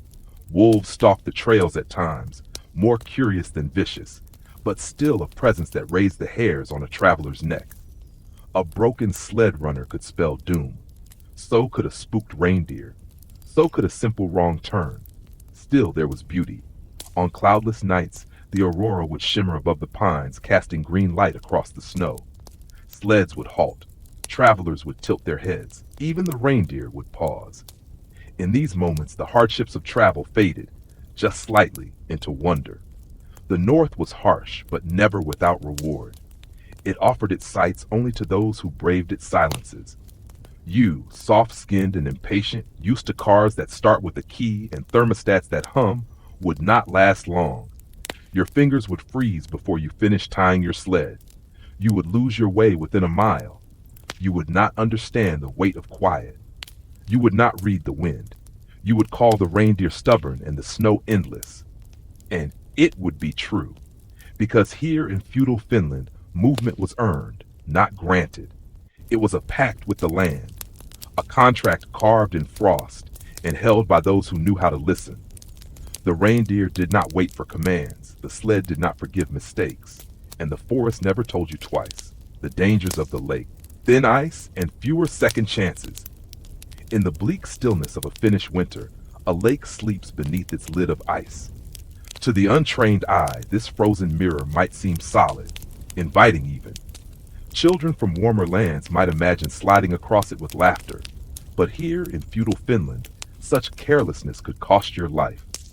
For beneath the sheen lies water so cold it bites straight through skin and bone, and the ice, so crucial for travel and survival, is never truly safe. It groans like a restless giant under your weight, and no matter how many times you've crossed it, the lake does not forgive mistakes. This was not an age of snowmobiles and Gore-Tex. It was the 14th century, and travel in the depths of winter was either done by sled or snowshoe, and often only when it was absolutely necessary. Villagers knew the lakes as lifelines, routes through the forests when the roads were buried under drifts, but they also knew them as traps. Every family could tell a story of someone who fell through thin ice, usually a cousin or grandfather, a neighbor, or a child. Sometimes they were pulled out. More often, they were not. Thin ice was not merely a metaphor here. It was a constant, creeping threat. As the seasons turned, a deceptive warmth would sweep through the air in early spring. The sun, after months of low slumber, began to climb. Birds returned to the forests. A child might even take off their mittens. But beneath the snow and frost, the thaw had already begun, and the ice began to rot from below. To the naked eye, it still looked strong. Only the season knew better. Elders would listen for the pitch of cracking sounds beneath their sled runners, tapping with sticks or iron hooks as they went. One wrong sound, a hollow knock, a strange echo, and they would turn back, muttering old prayers. Imagine it now, the sky the color of cold ash, low with pregnant snow clouds. A lone figure crosses a lake on foot, carrying firewood or perhaps dried fish strapped to their back. Each step is a negotiation with fate. There is no rope tied behind them, no one on the shore watching. It is just them and the ice. The wind whispers across the surface like a spirit. If they fall through, the lake swallows them whole, silently, quickly. The frigid water clenches like a fist. Their fur cloak fills with water and drags them down. There are no safety drills, no life jackets, no one to throw a rope. For children, especially boys beginning to prove themselves, the lake could become a proving ground. During late autumn or early spring, they might be dared to walk further, test the ice. Sometimes, a boy would throw a stone and count the number of bounces. Other times, they would edge forward with reckless confidence until the ice groaned back. There were warnings, of course. Mothers weeping, fathers barking. But in every generation, one or two went too far. When the ice broke, it did so without ceremony. Fishing through the ice brought its own dangers. Men would cut holes with iron augers, lowering lines through the black water to catch pike or perch. They knelt for hours beside these openings, their breath hanging in the air like ghosts. But a wrong step, a moment of fatigue, or a hidden crack nearby could send them plunging through. If they were alone, they might never return. In some winters, bodies were not found until spring. They reappeared, bloated and still beneath the melting ice, a reminder of what the lake demanded in return. Villagers would drive stakes into known safe paths and tie red rags to warn of danger zones. Travelers crossed in pairs, keeping distance from each other so one might survive if the other fell. Long poles were carried, not just for balance, but to lie across the ice if submerged, something to hold on to, something to help distribute weight. But even with all these tools and all this caution, the lake remained a force beyond full comprehension. Nature in Finland was not an opponent to defeat, but a presence to respect and fear. Religious belief and folklore tangled into this relationship. Some believed spirits lived beneath the ice, old women with fish tails or cruel lake gods who dragged victims under. Offerings were sometimes tossed in, a coin, a piece of bread, or a sprig of juniper. It wasn't that people expected miracles, but in a world where so much lay beyond human control, weather, wolves, war, famine, any edge, even spiritual, was worth reaching for. The lake spirits, like the forest spirits, were never trusted, only appeased. During times of war or flight, such as raids from the east or conflict with Swedish overlords, the frozen lakes became escape routes. Entire families would flee across them under cover of snow, their breath rasping in the cold, their sleds piled with everything they could carry. The thin ice offered no mercy to refugees. If it cracked, the lake made no distinction between the innocent and the guilty. All were swallowed the same. For the feudal Finn, life was a constant negotiation with death, and nowhere was this more literal than on the lakes in winter. While the forest loomed and the darkness cloaked the land for months, it was the lakes that delivered the sudden, quiet tragedies. A step too far, a misjudged path, a forgotten warning. These mistakes didn't give second chances. The ice, once broken, rarely resealed in time. And the cold beneath it was not something that simply stung, it was something that stole. So no, you would not last a day here. You might be able to dress warmly enough. You might enjoy the crisp air, the snow-draped pines, but at some point, you'd hear the lake calling. You'd be tempted to walk across its pale, glimmering surface, and then, without knowing it, you'd take the wrong step, and the lake would not wait, and the lake would not warn you. It would simply open and close. When the wolves howled, living with predators, in the long nights of feudal Finland, when the trees stood heavy with snow and the world was still beneath the pale light of the moon, the silence was often broken by a distant, echoing sound, the howl of a wolf. To the villagers nestled in their wooden longhouses, the cry of the wolf was more than just a sound. It was a warning.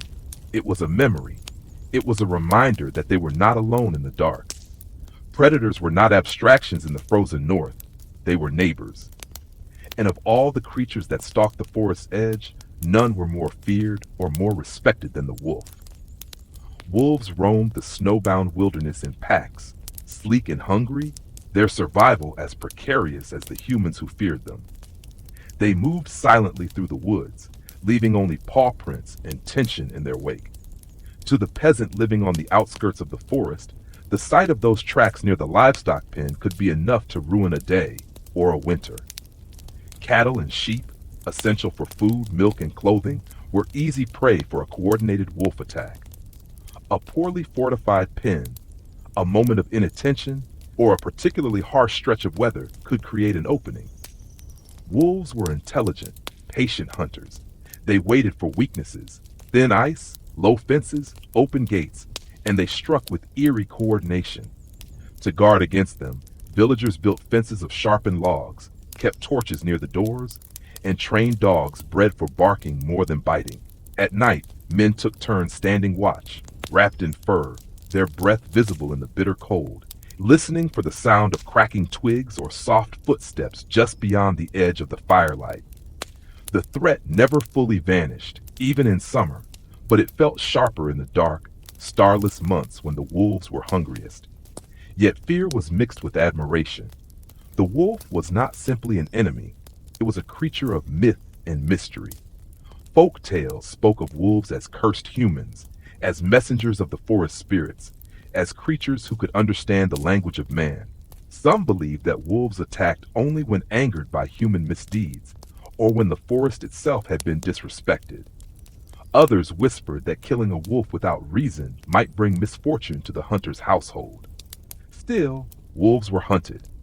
Bounties were sometimes offered by the crown or local lords, and a man who brought back a wolf's pelt might earn coin, honor, or both. But the hunt was dangerous. Wolves were not easy prey, and a wounded one could lash out with terrifying speed. More than one hunter was dragged down in the snow, his spear broken, his cries muffled by the trees. Families taught their children to be wary. Never go alone, they'd say. Stay near the firelight. If you hear howling, count to 5. If it stops before that, it's close. These lessons were survival, passed down like heirlooms. Children learned the shape of a wolf's print by heart, and were told not to run if one appeared on the path. Running only made things worse. Wolves were not the only predators. Bears stirred from their dens in spring, and lynxes prowled silently through the pines. But the wolf haunted the imagination. It was cunning. It worked in groups. It knew fear and how to inspire it. And yet, the line between predator and prey was never clean. In the harshest winters, when food was scarce and the cold seeped into the bones, humans and wolves weren't so different. Both scavenged. Both fought for survival. Both knew hunger well enough to take risks. The villagers sometimes looked out from their homes and saw not a monster, but a reflection, a mirror of their own struggle, shaped by fur and fang instead of skin and claw. Wolves also served as scavengers, cleaning the forest of the dead and dying. They followed the trails of migrating deer, watched the edges of battlefields, and crept near villages when the scent of rot or blood lingered in the air. In this grim role, they were sometimes called the shadows of death, arriving after plague, famine, or war. But even here, their presence was a balance. Too many wolves and livestock disappeared. Too few, and the deer multiplied, stripping the forest bare and starving themselves and others. The predator played a role in the ecology long before villagers used that word. They were part of the great cycle, feared but necessary. When the howling came, slow, mournful, rising like steam into the cold sky, it sent a ripple through the longhouse. Mothers drew children close. Men checked their knives. The fire was stoked higher. No one spoke, not right away. They listened. Not just for the sound, but for the space between the howls, the quiet that might mean a pack was near, circling, waiting. But life went on. The wolves howled. The people endured. Meat was salted. Wood was chopped. Babies were born. Songs were sung, and always, just beyond the ring of torchlight and snow, the wolves watched. To live in feudal Finland was to live with predators, not just outside, but within. The wolves reminded the people of what they were up against, of what could not be controlled. They were fear, hunger, nature, death, and sometimes something more, something ancient, something shared. Letters in the snow. Writing and messaging in the frozen north. The snow fell in a silence so complete it swallowed sound itself. Under the pale winter sun, or the deeper dark of a skyless polar twilight, messages still needed to travel. Warnings, decrees, trade arrangements, marriage requests, or simple news of a child born or a parent passed away. None of it could wait for spring. But in feudal Finland, long before the luxury of regular post or reliable roads, the question was always the same. How do you send a letter when there are no carriages, few literate hands, and the path is buried beneath a meter of snow? In the early medieval North, writing was a precious rarity. Parchment was expensive, quills were fragile, and ink froze if left uncapped in the cold. Most of the population lived and died without ever learning to read, let alone write. Still, the need to communicate persisted. What little documentation existed, legal records, trade tallies, clerical texts, was kept mainly by the church, a few wealthier merchants, or crown-appointed officials. But outside the cloister and castle, communication relied on a different kind of literacy, one not of letters, but of memory, spoken word and symbol. A peasant farmer, tucked between forest and lake, had no hope of sending a wax-sealed missive. Instead, messages often passed through oral couriers, men who walked or skied across vast distances, carrying words in their heads. These messengers had to be quick, reliable, and discreet. A wrong phrase remembered or a name misquoted could shift the meaning of an entire message. In some regions, trusted messengers could repeat dozens of lines word for word, trained in the art of verbal retention, much like the rune singers who preserved myths and genealogies. But in certain cases, when messages had to be preserved in writing, ink and parchment were used, gingerly, sparingly. Letters were rare, stiff things. They often bore the rough Latin of the clergy or the runic scrawl of older traditions, etched into birch bark with a bone or iron stylus. Yes, birch bark. In the frozen north, where animal skin parchment was too dear and paper almost unknown, the bark of the white birch tree served as a rustic medium for writing. Peeled in long, thin strips in summer and stored dry, birch bark could be inscribed even in winter, its surface surprisingly receptive to carved letters. Archaeological digs in Karelia and Novgorod have uncovered hundreds of these humble messages, some personal, some official, some full of wit and gossip. The act of writing in birch bark had a kind of permanence. Unlike spoken words which vanished into the wind, the grooves made by a stylus remained. They could be hidden, carried, or passed between hands with care. These messages were sometimes rolled tightly and sealed with wax or resin, then tucked into wool-lined clothing to prevent freezing or smudging. And who delivered these? Not the sleek uniformed couriers of later centuries, but skiing messengers, lone figures who glided across frozen lakes and snow-crusted forests on wooden skis or snowshoes. In the long dark of a Finnish winter, they moved through landscapes that seemed endless. Rivers froze into highways, and dense pine woods concealed wolf packs and drifting snow. But still the messenger pressed on, perhaps guided by stars, perhaps by memory alone. These were not mailmen. They were scouts, sometimes spies, and always survivors. The dangers were real. Avalanches in the hills, thin ice on spring-thaw lakes, raiders and wild animals, and always the cold, penetrating, bone-deep cold that turned exposed fingers to stone and made breath freeze in midair. For this reason, messages had to be brief, concise, practical, and the bearers of those messages had to be hardy, disciplined, and prepared for death along the trail. In the courts of lords or bishops, messengers were occasionally more sophisticated. A wax tablet might be used, two wooden boards with wax-coated surfaces that could be inscribed and smoothed again, reused like early chalkboards.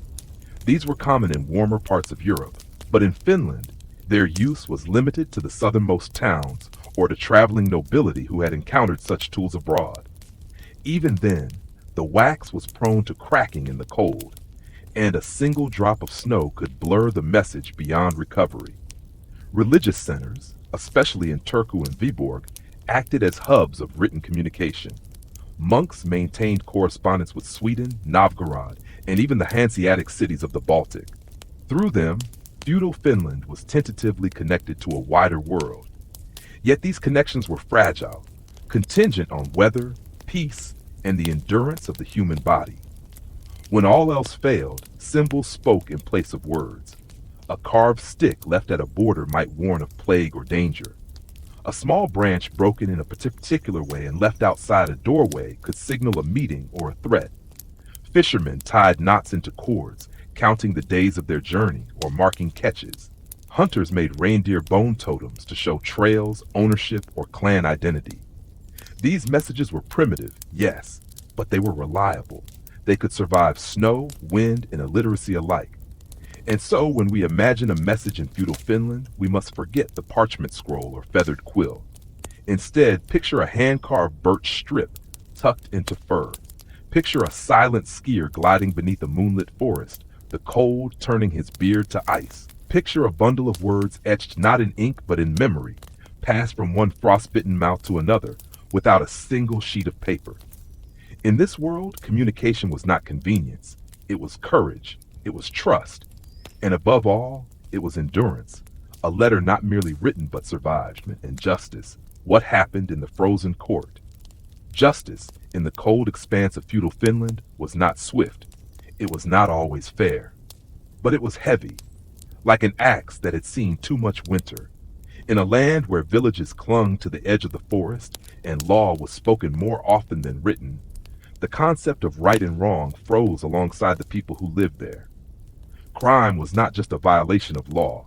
It was a breach in the fragile social fabric that held small communities together in the dark, snow-covered months. There were no marble courts or robed judges here. Justice was often administered in open air, in a frost-bitten clearing or within a smoke-blackened longhouse, the fire hissing and spitting between deliberations. The local assembly, the Karayat, was where disputes were heard and punishments handed down. Presided over by village elders, landowners, or appointed tuamari judges, these courts were as much ritual as they were governance. Attendance was expected. Memory served as the archive, and the people watched closely, for in a world without prisons, the punishment had to be seen and remembered. Infractions ranged from the petty to the grave: theft of firewood, disputes over boundaries, the slander of a neighbor, or acts of violence in a tavern's drunken haze. Some crimes were met with fines, sako, a system that relied heavily on personal wealth and the intricate hierarchy of social class. The more respected you were, the more your word carried weight, the more restitution you could demand if wronged. Justice was not blind in feudal Finland. It saw very well who stood before it. If you couldn't pay your fine, consequences escalated. Property could be seized, livestock claimed. In dire cases, exile loomed. The shame of being cast out into the woods was as severe as any iron brand. For some, it meant certain death, left to wander alone in a land where even the trees seemed to whisper your guilt. The sentence did not always need to be written. It was enough that people turned their backs. For more serious offenses, murder, sorcery, repeated thievery, punishments became harsher. Execution was rare but not unknown. More common was mutilation, cutting off fingers for repeated theft, branding for persistent liars. These punishments weren't hidden, they were displayed. Your body bore your crimes like a warning to others. A missing nose could tell a tale more vividly than any court record. There was no system of rehabilitation. The law aimed not to reform, but to restore balance and deter. Witchcraft was an especially fraught charge. Accusations often flared during famine, illness, or misfortune. A cow sickened, and suddenly a healer became a suspect. Though Finnish pagan traditions had long coexisted with animism and shamanic practices, the spread of Christianity brought with it new suspicions. Magic was no longer simply mystical, it was demonic. Trials for witchcraft were held, and while Finland never reached the hysteria seen in parts of Central Europe, the consequences could be lethal. Most were men, wise men, folk healers, or those who had spoken too boldly about powers unseen.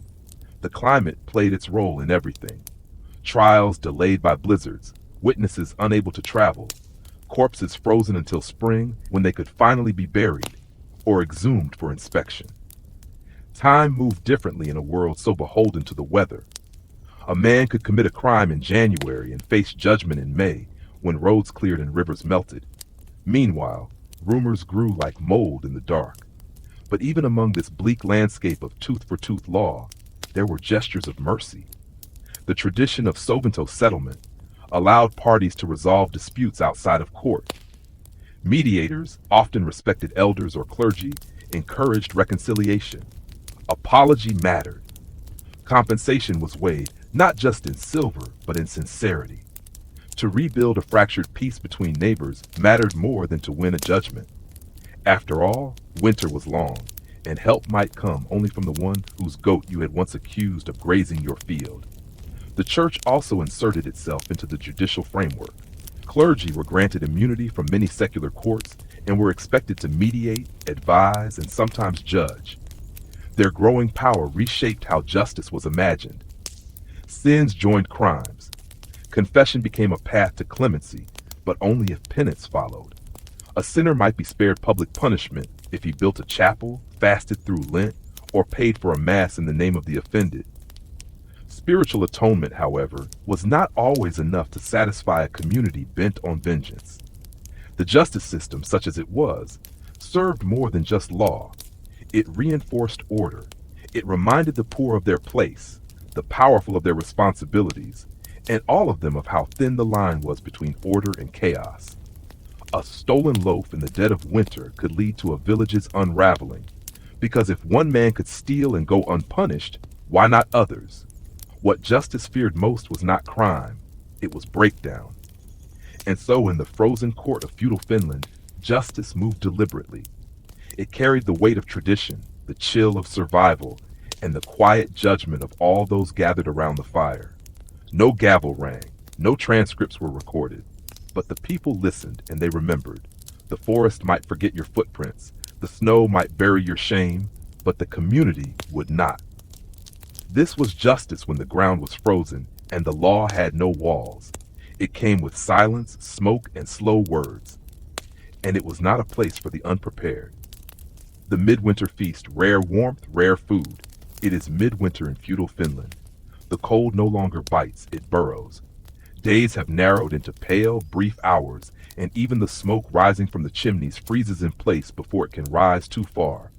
Snow lies thick on the roof of the longhouse, creaking under its own weight. Beneath it there is silence, but not the usual oppressive stillness of survival. Tonight is different. Tonight there is a flicker of warmth, and not just from fire. Tonight is the midwinter feast. You would not last through the preparations, not for lack of enthusiasm, but for lack of understanding. This is not a holiday in the modern sense.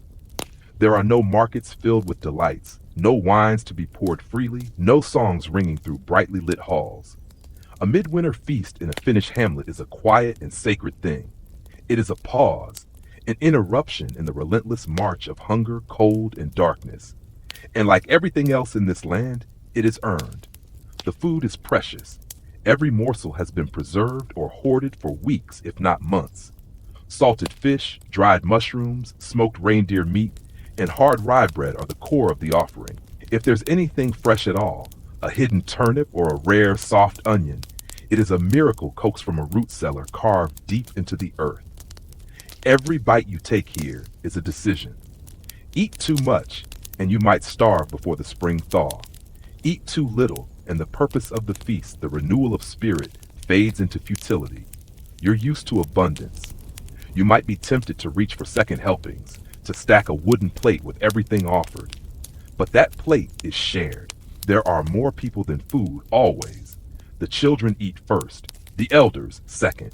You, a guest or an outsider, would eat last, and only if there is something left. The villagers do not begrudge this order. They live by it. It is as natural as the frost on the window panes or the creak of the beams above. They know that feasting is not a break from hardship. It is a ritual to endure it.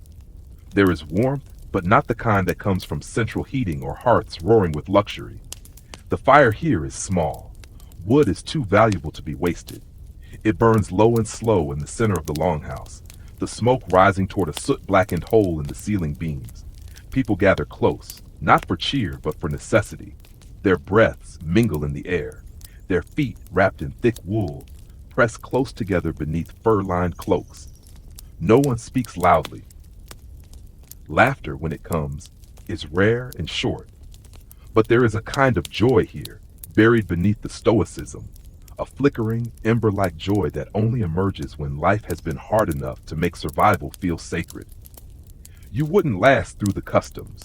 You might try to speak, to praise the meal, to lift a cup and toast. But here, actions speak louder than words. The first bite is not taken without gesture, an old one, passed from grandparents to grandchildren. A piece of bread may be broken and left for the spirits of the ancestors. A few drops of beer, or thin, bitter mead, are poured onto the ground before anyone drinks. You might not understand, but they do. They know this land is haunted by memory, by those who did not survive the previous winter, by those who died with their boots on, their hands stiff with frost, or their bellies empty. This feast is not only for the living. You wouldn't understand the silence. Not the silence of fear, but of reverence. There are stories told at this feast, but not all are spoken aloud. They are hummed in lullabies to children who sleep curled by the fire. They are remembered in the way a mother carves a sliver of dried fish and lays it in her husband's palm. In the way the oldest woman in the house wears her hair unbraided, her cheeks lined with decades of winters. You might try to record these traditions, to ask questions, to document. But here the stories are kept in the body, not on parchment, passed in glances, shared in scars. And yet, despite everything, you might begin to feel something stirring in you by the night's midpoint.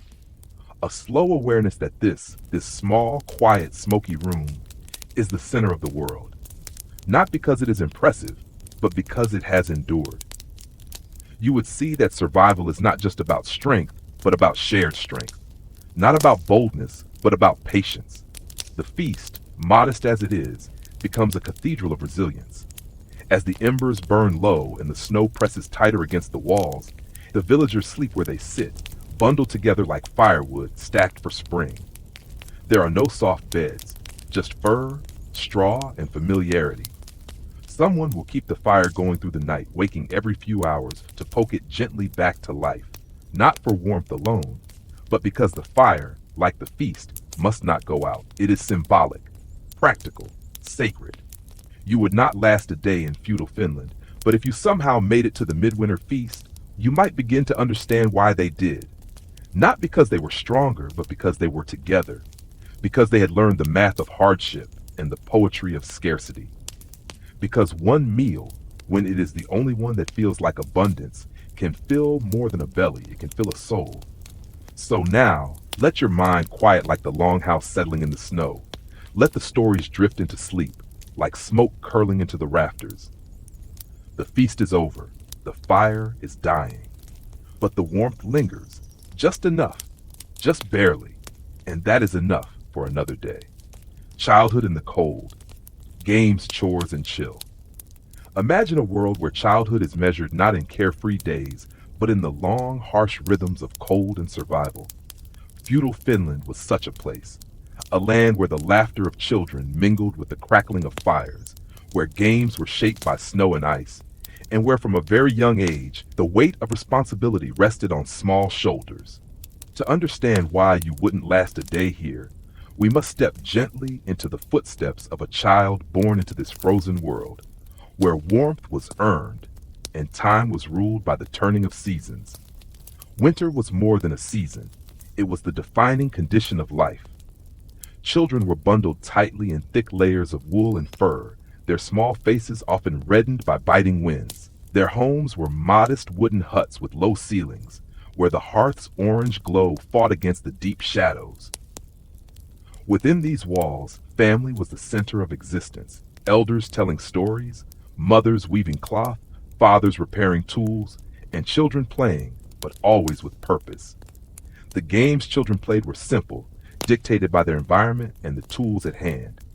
They carved small wooden figures, practicing the craft they would need to master one day. Snowballs were not just for fun, but also for practicing aim and strength, skills useful in hunting or defense. Sleds fashioned from scraps of wood became treasured possessions, and races down frozen hills were moments of brief, breathless joy. But play was never without caution. Falling into deep snow meant cold that could freeze fingers and toes, and the woods nearby held wolves and bears that did not tolerate foolishness. Chores, however, were the backbone of childhood.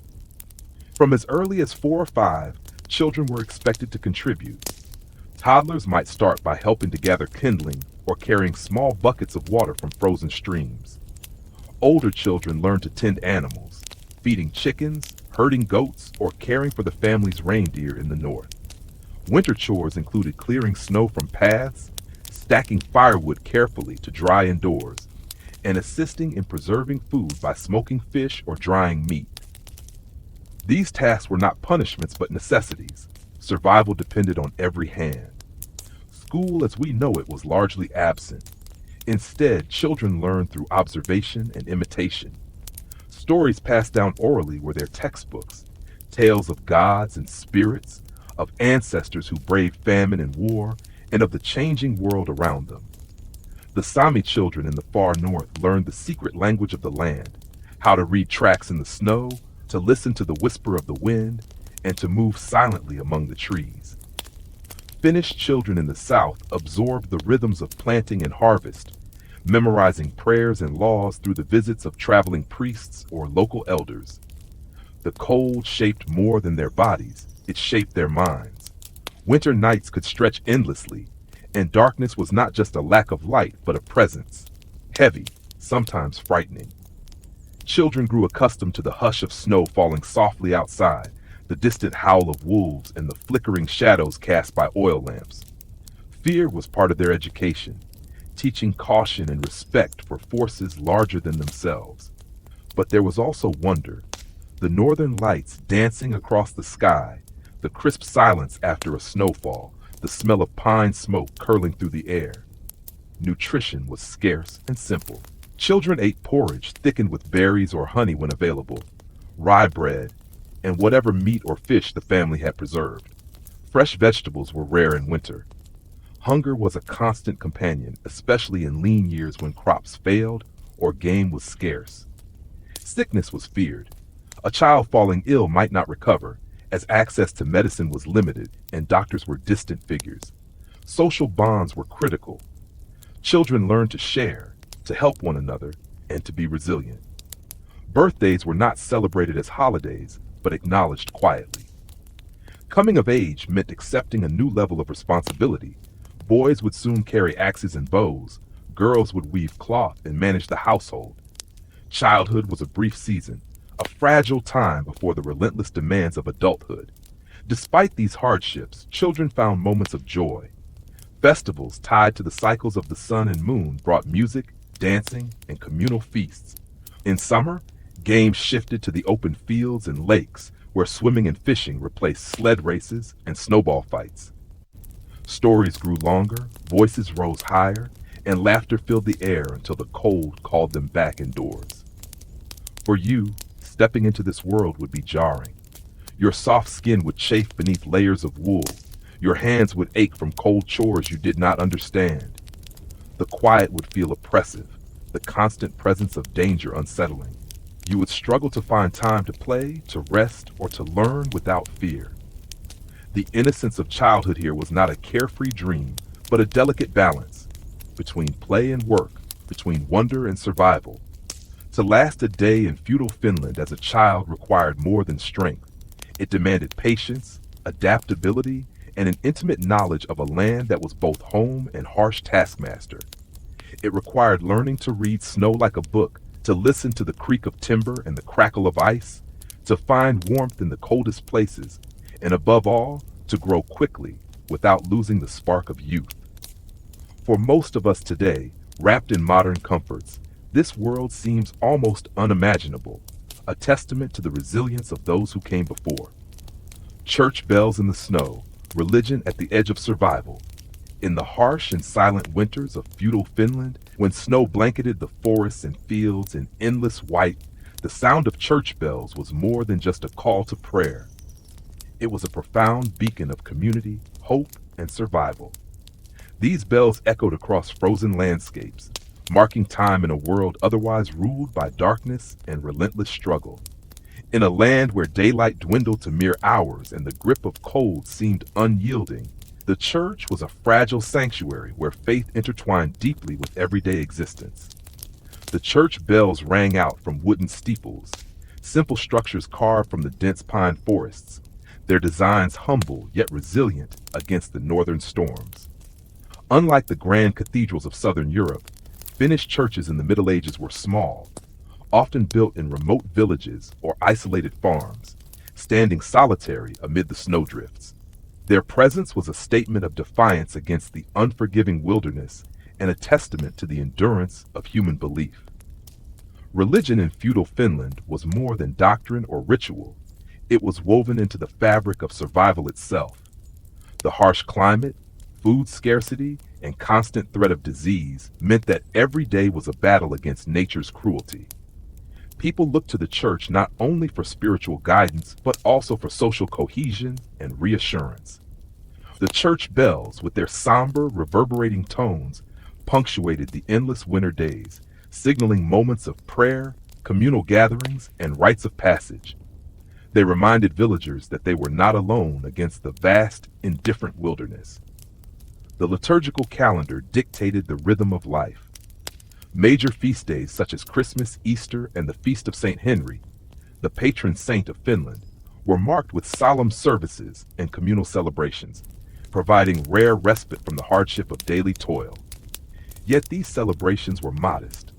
The clergy were often itinerant priests or monks who traveled great distances over snow-covered trails to reach scattered parishes. Their sermons were pragmatic, emphasizing endurance, humility, and obedience, virtues essential to enduring the relentless cycles of famine, cold, and isolation. The churchyard was often the only consecrated ground for miles, a sacred space where generations were buried beneath simple wooden crosses, many marked only by the drift of snow. Death was a familiar presence. Infant mortality was high, winters claimed the old and weak, and epidemics struck with little warning. The bells tolled mournfully to mark funerals, their sound carrying through the still air like a reminder of mortality's grip. For the living, this toll was both a call to prayer and a stark recognition of life's fragility. Despite the challenges, religion also offered moments of profound hope. The promise of salvation, an afterlife beyond the bitter cold, sustained many through months of darkness and hunger. Pilgrimages were rare but meaningful journeys, often made to sites such as the cathedral in Turku, Finland's oldest city and religious center. For those able to make the arduous trip, the cathedral represented a physical and spiritual refuge, a place where faith could be renewed amid the austerity. The church's role extended beyond the spiritual. It was a hub for education and record keeping. In a largely illiterate society, priests were among the few literate individuals, preserving documents, laws, and genealogies that tied families and communities together. The churchyard records chronicled births, marriages, and deaths, grounding the fleeting human lives in a narrative that transcended generations. Yet the coexistence of Christianity with older pagan beliefs lingered at the edges. Even as churches rose and crosses were carved, many rural Finns held on to traditions centered around nature spirits, forest guardians, and ancestral worship. This blending of faiths was a delicate balance, with church authorities often wary of lingering pagan customs, but unable to eradicate them entirely. The church bells, in a sense, rang above this undercurrent of ancient belief, a sound that sought to impose order on a world still shadowed by the unknown. In times of hardship, famine, war, or plague, the church was often the last bastion of communal support. Clergy distributed alms, organized aid, and offered comfort to the suffering. Their prayers, though intangible, were vital to the psychological endurance of communities living on the edge of survival. The sound of the bells in these moments was a lifeline, a reminder that even in desolation, there was something larger than individual hardship.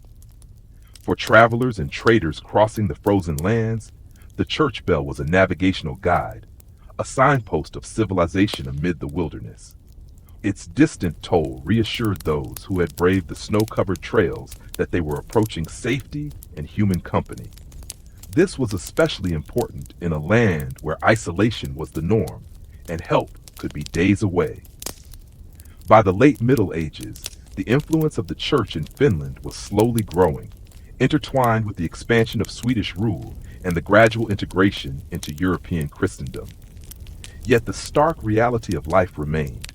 Beneath the ringing bells, villagers faced the brutal realities of a land where nature held dominion, and survival was never guaranteed. The church, with its bells and rituals, offered structure and meaning, but did not shield them from hunger, cold, or death. So if you found yourself in feudal Finland, standing amid the snow with the distant sound of church bells floating through the air, know this: you were witnessing more than a call to worship. You were hearing the heartbeat of a people clinging to faith as a means to endure a world where every day was a testament to resilience. And in that sound, cold and clear against the endless winter, lay a fragile hope that life would persevere, if only just one more day. Winds from the east, the influence of Russ and beyond. The cold northern winds that swept across the frozen forests and icy waters of feudal Finland carried with them more than just snow and frost. They brought whispers of distant lands, tales of kingdoms far beyond the horizon, and influences that quietly shaped the lives of those living at the edge of Europe. Among these distant forces, the Rus, the early East Slavic peoples centered around what is now Russia, Ukraine, and Belarus, played a subtle but profound role in Finnish history. Their arrival and interactions left ripples in trade, culture, and power that would resonate for centuries. To understand this influence, one must first appreciate the vastness and complexity of the region. Feudal Finland, rugged and isolated, was a land of hardy farmers, hunters, and fishermen, living in small, scattered communities. Yet, despite its remoteness, it was not cut off. The waterways, rivers, lakes, and the Baltic Sea were highways connecting peoples and cultures. These routes allowed not only goods, but ideas, technologies, and beliefs to flow in from the east. The Rus, emerging in the early medieval period, were formidable traders, warriors, and state builders. Their famed capital of Novgorod was a bustling hub where goods from Scandinavia, Byzantium, and the East met. Through trade and sometimes conflict, the Rus expanded their reach, their influence edging closer to Finnish territories. One of the most tangible impacts was in trade. Finnish communities exchanged furs, honey, tar, and other natural resources, valuable commodities in colder climates, for Rus goods such as iron tools, weapons, textiles, and luxury items like glass beads. This exchange enriched Finnish life, introducing new materials and craftsmanship. The presence of Rus merchants and their trade networks connected Finland to a broader world, even if only faintly. Beyond trade, cultural and religious influences seeped in.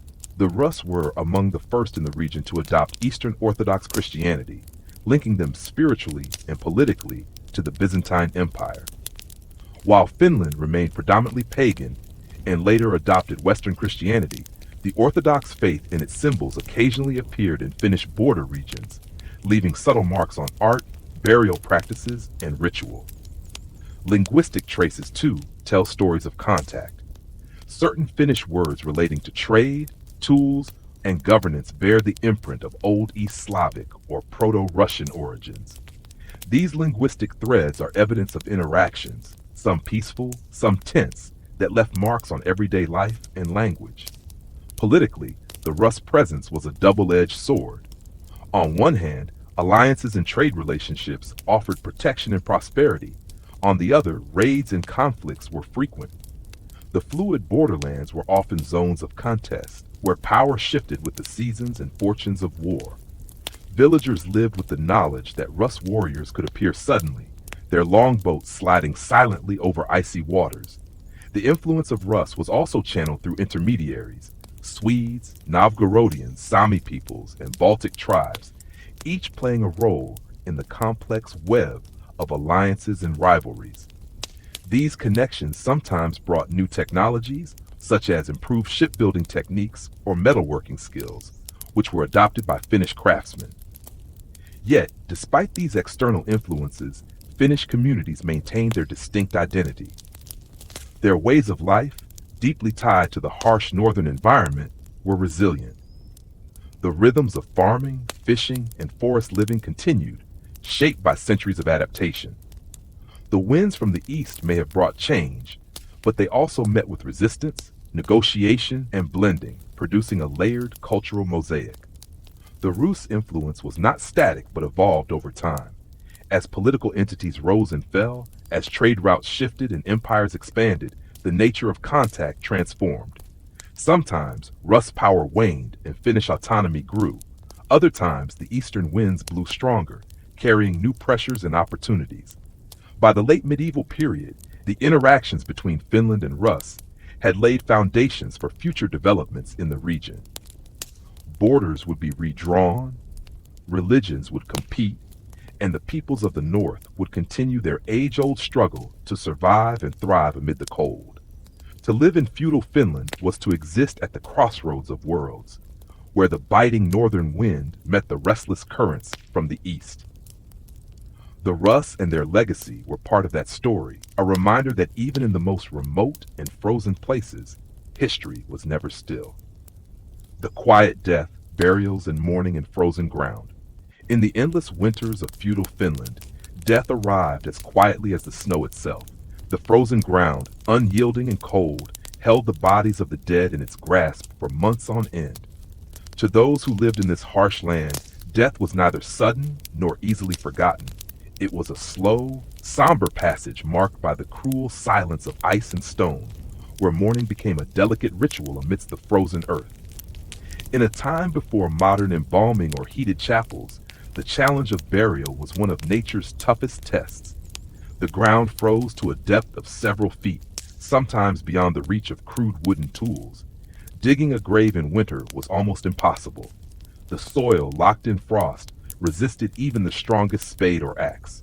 Often, bodies remained in simple shelters or saunas, those sacred steam-filled spaces, until the thaw of spring allowed proper burial. This meant that mourning families faced long, painful waits. The dead kept close yet apart, watched over in liminal spaces where life and death blurred. The sauna itself was, in many cases, the first resting place of the deceased. Its heat was believed to ease the passage of the spirit, preparing the body for the journey beyond. There, loved ones would gather, washing the dead in warm water, anointing them with oils and herbs to honor their passage and protect their soul from wandering. This intimate ritual was both a farewell and a hope, a belief that warmth could chase away the cold shadow of death. When spring finally arrived, the community gathered for the burial. The graves were dug with primitive tools, wooden shovels and iron spades hammered against frozen earth. Sometimes the soil was softened by fire, hearth coals buried beneath the surface to warm the frozen ground just enough to break. The act of digging was communal, a labor shared among villagers, for no family could face the frozen earth alone. The dead were wrapped in linen or simple woolen cloth, often covered with birch bark or evergreen branches to protect them from scavengers and the cold. In wealthier families, simple wooden coffins might be fashioned, rough-hewn and bound with iron nails. But for most, the earth itself was the final shroud. Bodies were laid with care, positioned to face eastward, a tradition linked to Christian beliefs of resurrection and the rising sun. Mourning was a long and somber affair.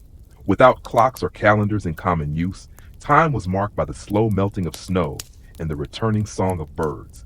Families often observed extended wakes, sometimes lasting days or weeks, where neighbors brought food and warmth to those grieving. The hearth became the heart of shared sorrow, a place to tell stories, pray, and remember. Feudal Finnish communities also carried older, pagan traditions side by side with Christianity. The boundary between the living and the dead was thin, especially in these cold months. To honor the ancestors and keep their spirits from lingering too close, people would leave offerings at grave sites, simple gifts of food, cloth, or carved tokens. These gestures were both respect and protection, a plea for peace in the restless, frost-bitten night. In many villages, death was a communal experience. Illness and hardship were constant companions. Epidemics swept through wooden hamlets, carried by the close quarters and harsh conditions. When many died, the dead were sometimes buried in mass graves, marked only by rough stones or simple wooden crosses. These were quiet places, visited rarely except on special days of remembrance, when smoke from funeral pyres mingled with the smell of pine and thawing earth. The sound of mourning was often muted. Loud wailing or dramatic lamentations, common in some cultures, were tempered here by the stoic demands of survival. Grief was expressed in silence, in small tears, in the soft turning of birch bark pages in prayer books brought by traveling priests. The cold shaped even sorrow, holding it tight, containing it in the quiet folds of heavy cloaks and frozen breath. Yet death also inspired hope and renewal. The cycle of the seasons was central to the Finnish worldview. Just as the frozen ground thawed to reveal new life, so too did the spirit move beyond the body's cold rest.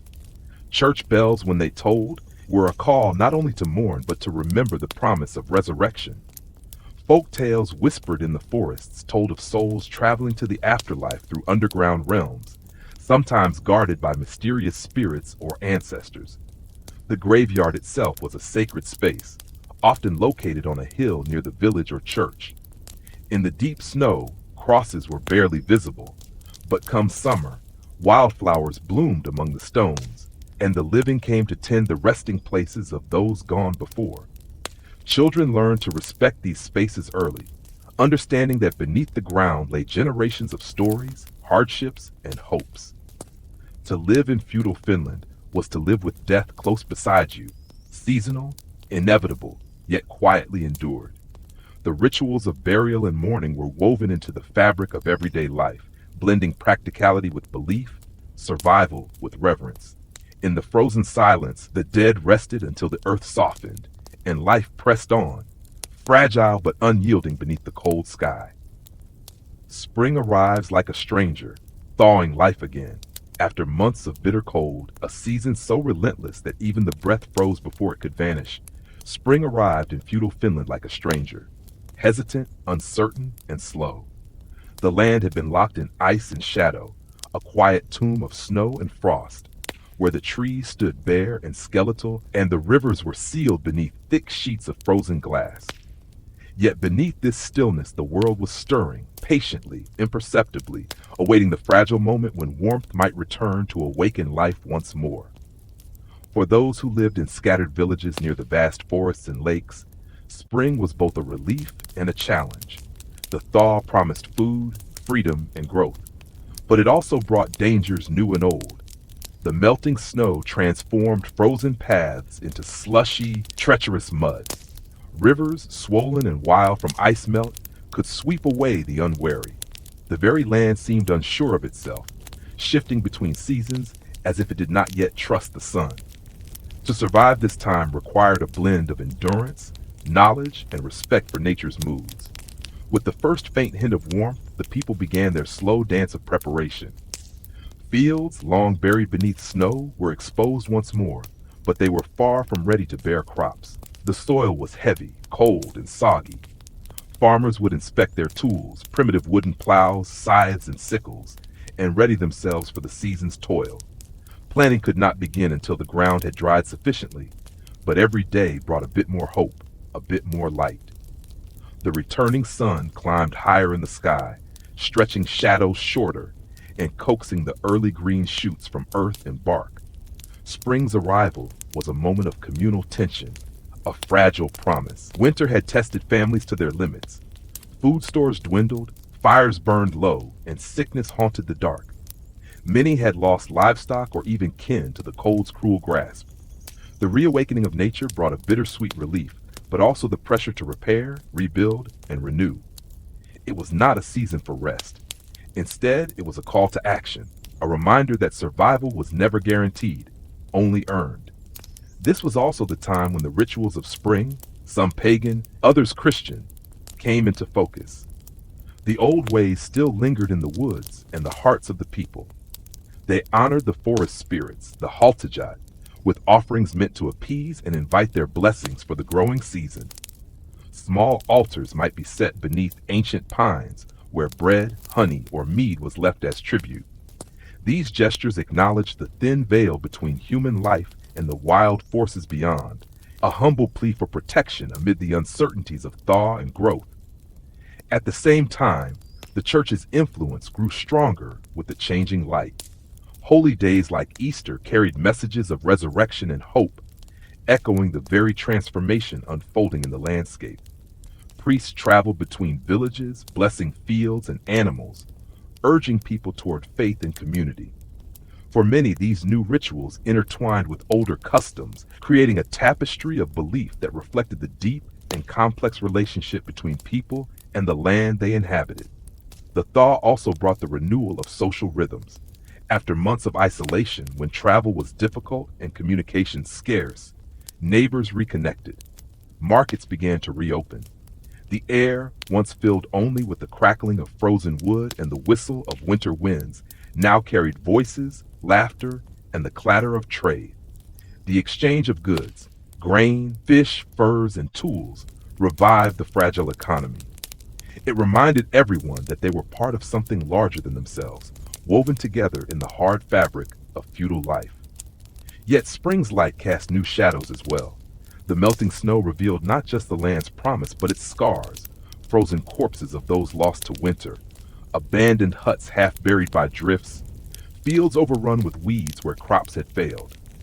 The harshness of survival lingered in every thawed patch of earth. Disease could spread quickly as waterlogged conditions encouraged sickness. The fragile young plants might be destroyed by a late frost, setting back an entire year's work. Life was precious and precarious in a way we might scarcely imagine today. For children, spring meant renewed freedom. No longer confined by the oppressive cold and darkness, they could run among thawing streams and budding trees. Their laughter was a fragile soundtrack to the season's slow rebirth. But even play held its lessons, about respect for the forest and its creatures, about the rhythms of nature, and about the hard work that lay ahead. From a young age, they were taught that to live in this land was to live with the constant presence of danger and wonder intertwined. Hunters and fishermen, too, adjusted their strategies. Ice on lakes and rivers gave way to open water, changing where and how they sought sustenance. The return of migratory birds was a sign not just of the season, but of hope, flesh and feather that might fill the larder. Traps were reset, nets cast anew, and patience was as vital as skill. The forest, once quiet and still, now pulsed with new life. The calls of animals, the rustle of leaves, the drip-drip of melting ice. But it was also a time when dangers lurked unseen. Predators waking from winter, territorial animals protecting newborns, and the ever-present risk of accidents as the thaw softened once solid ground.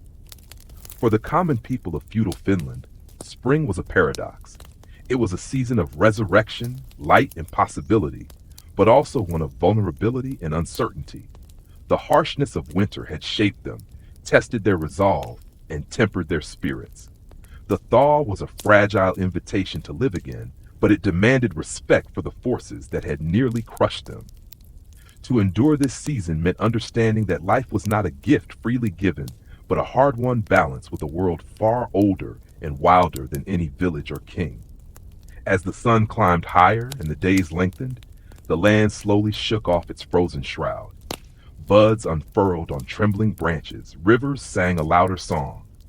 The forest, once silent and still, stirred with the soft murmur of returning life. And the people, weathered but unbroken, stepped into the uncertain warmth with cautious hope, ready to live, to work, and to dream beneath the vast changing sky of their northern home.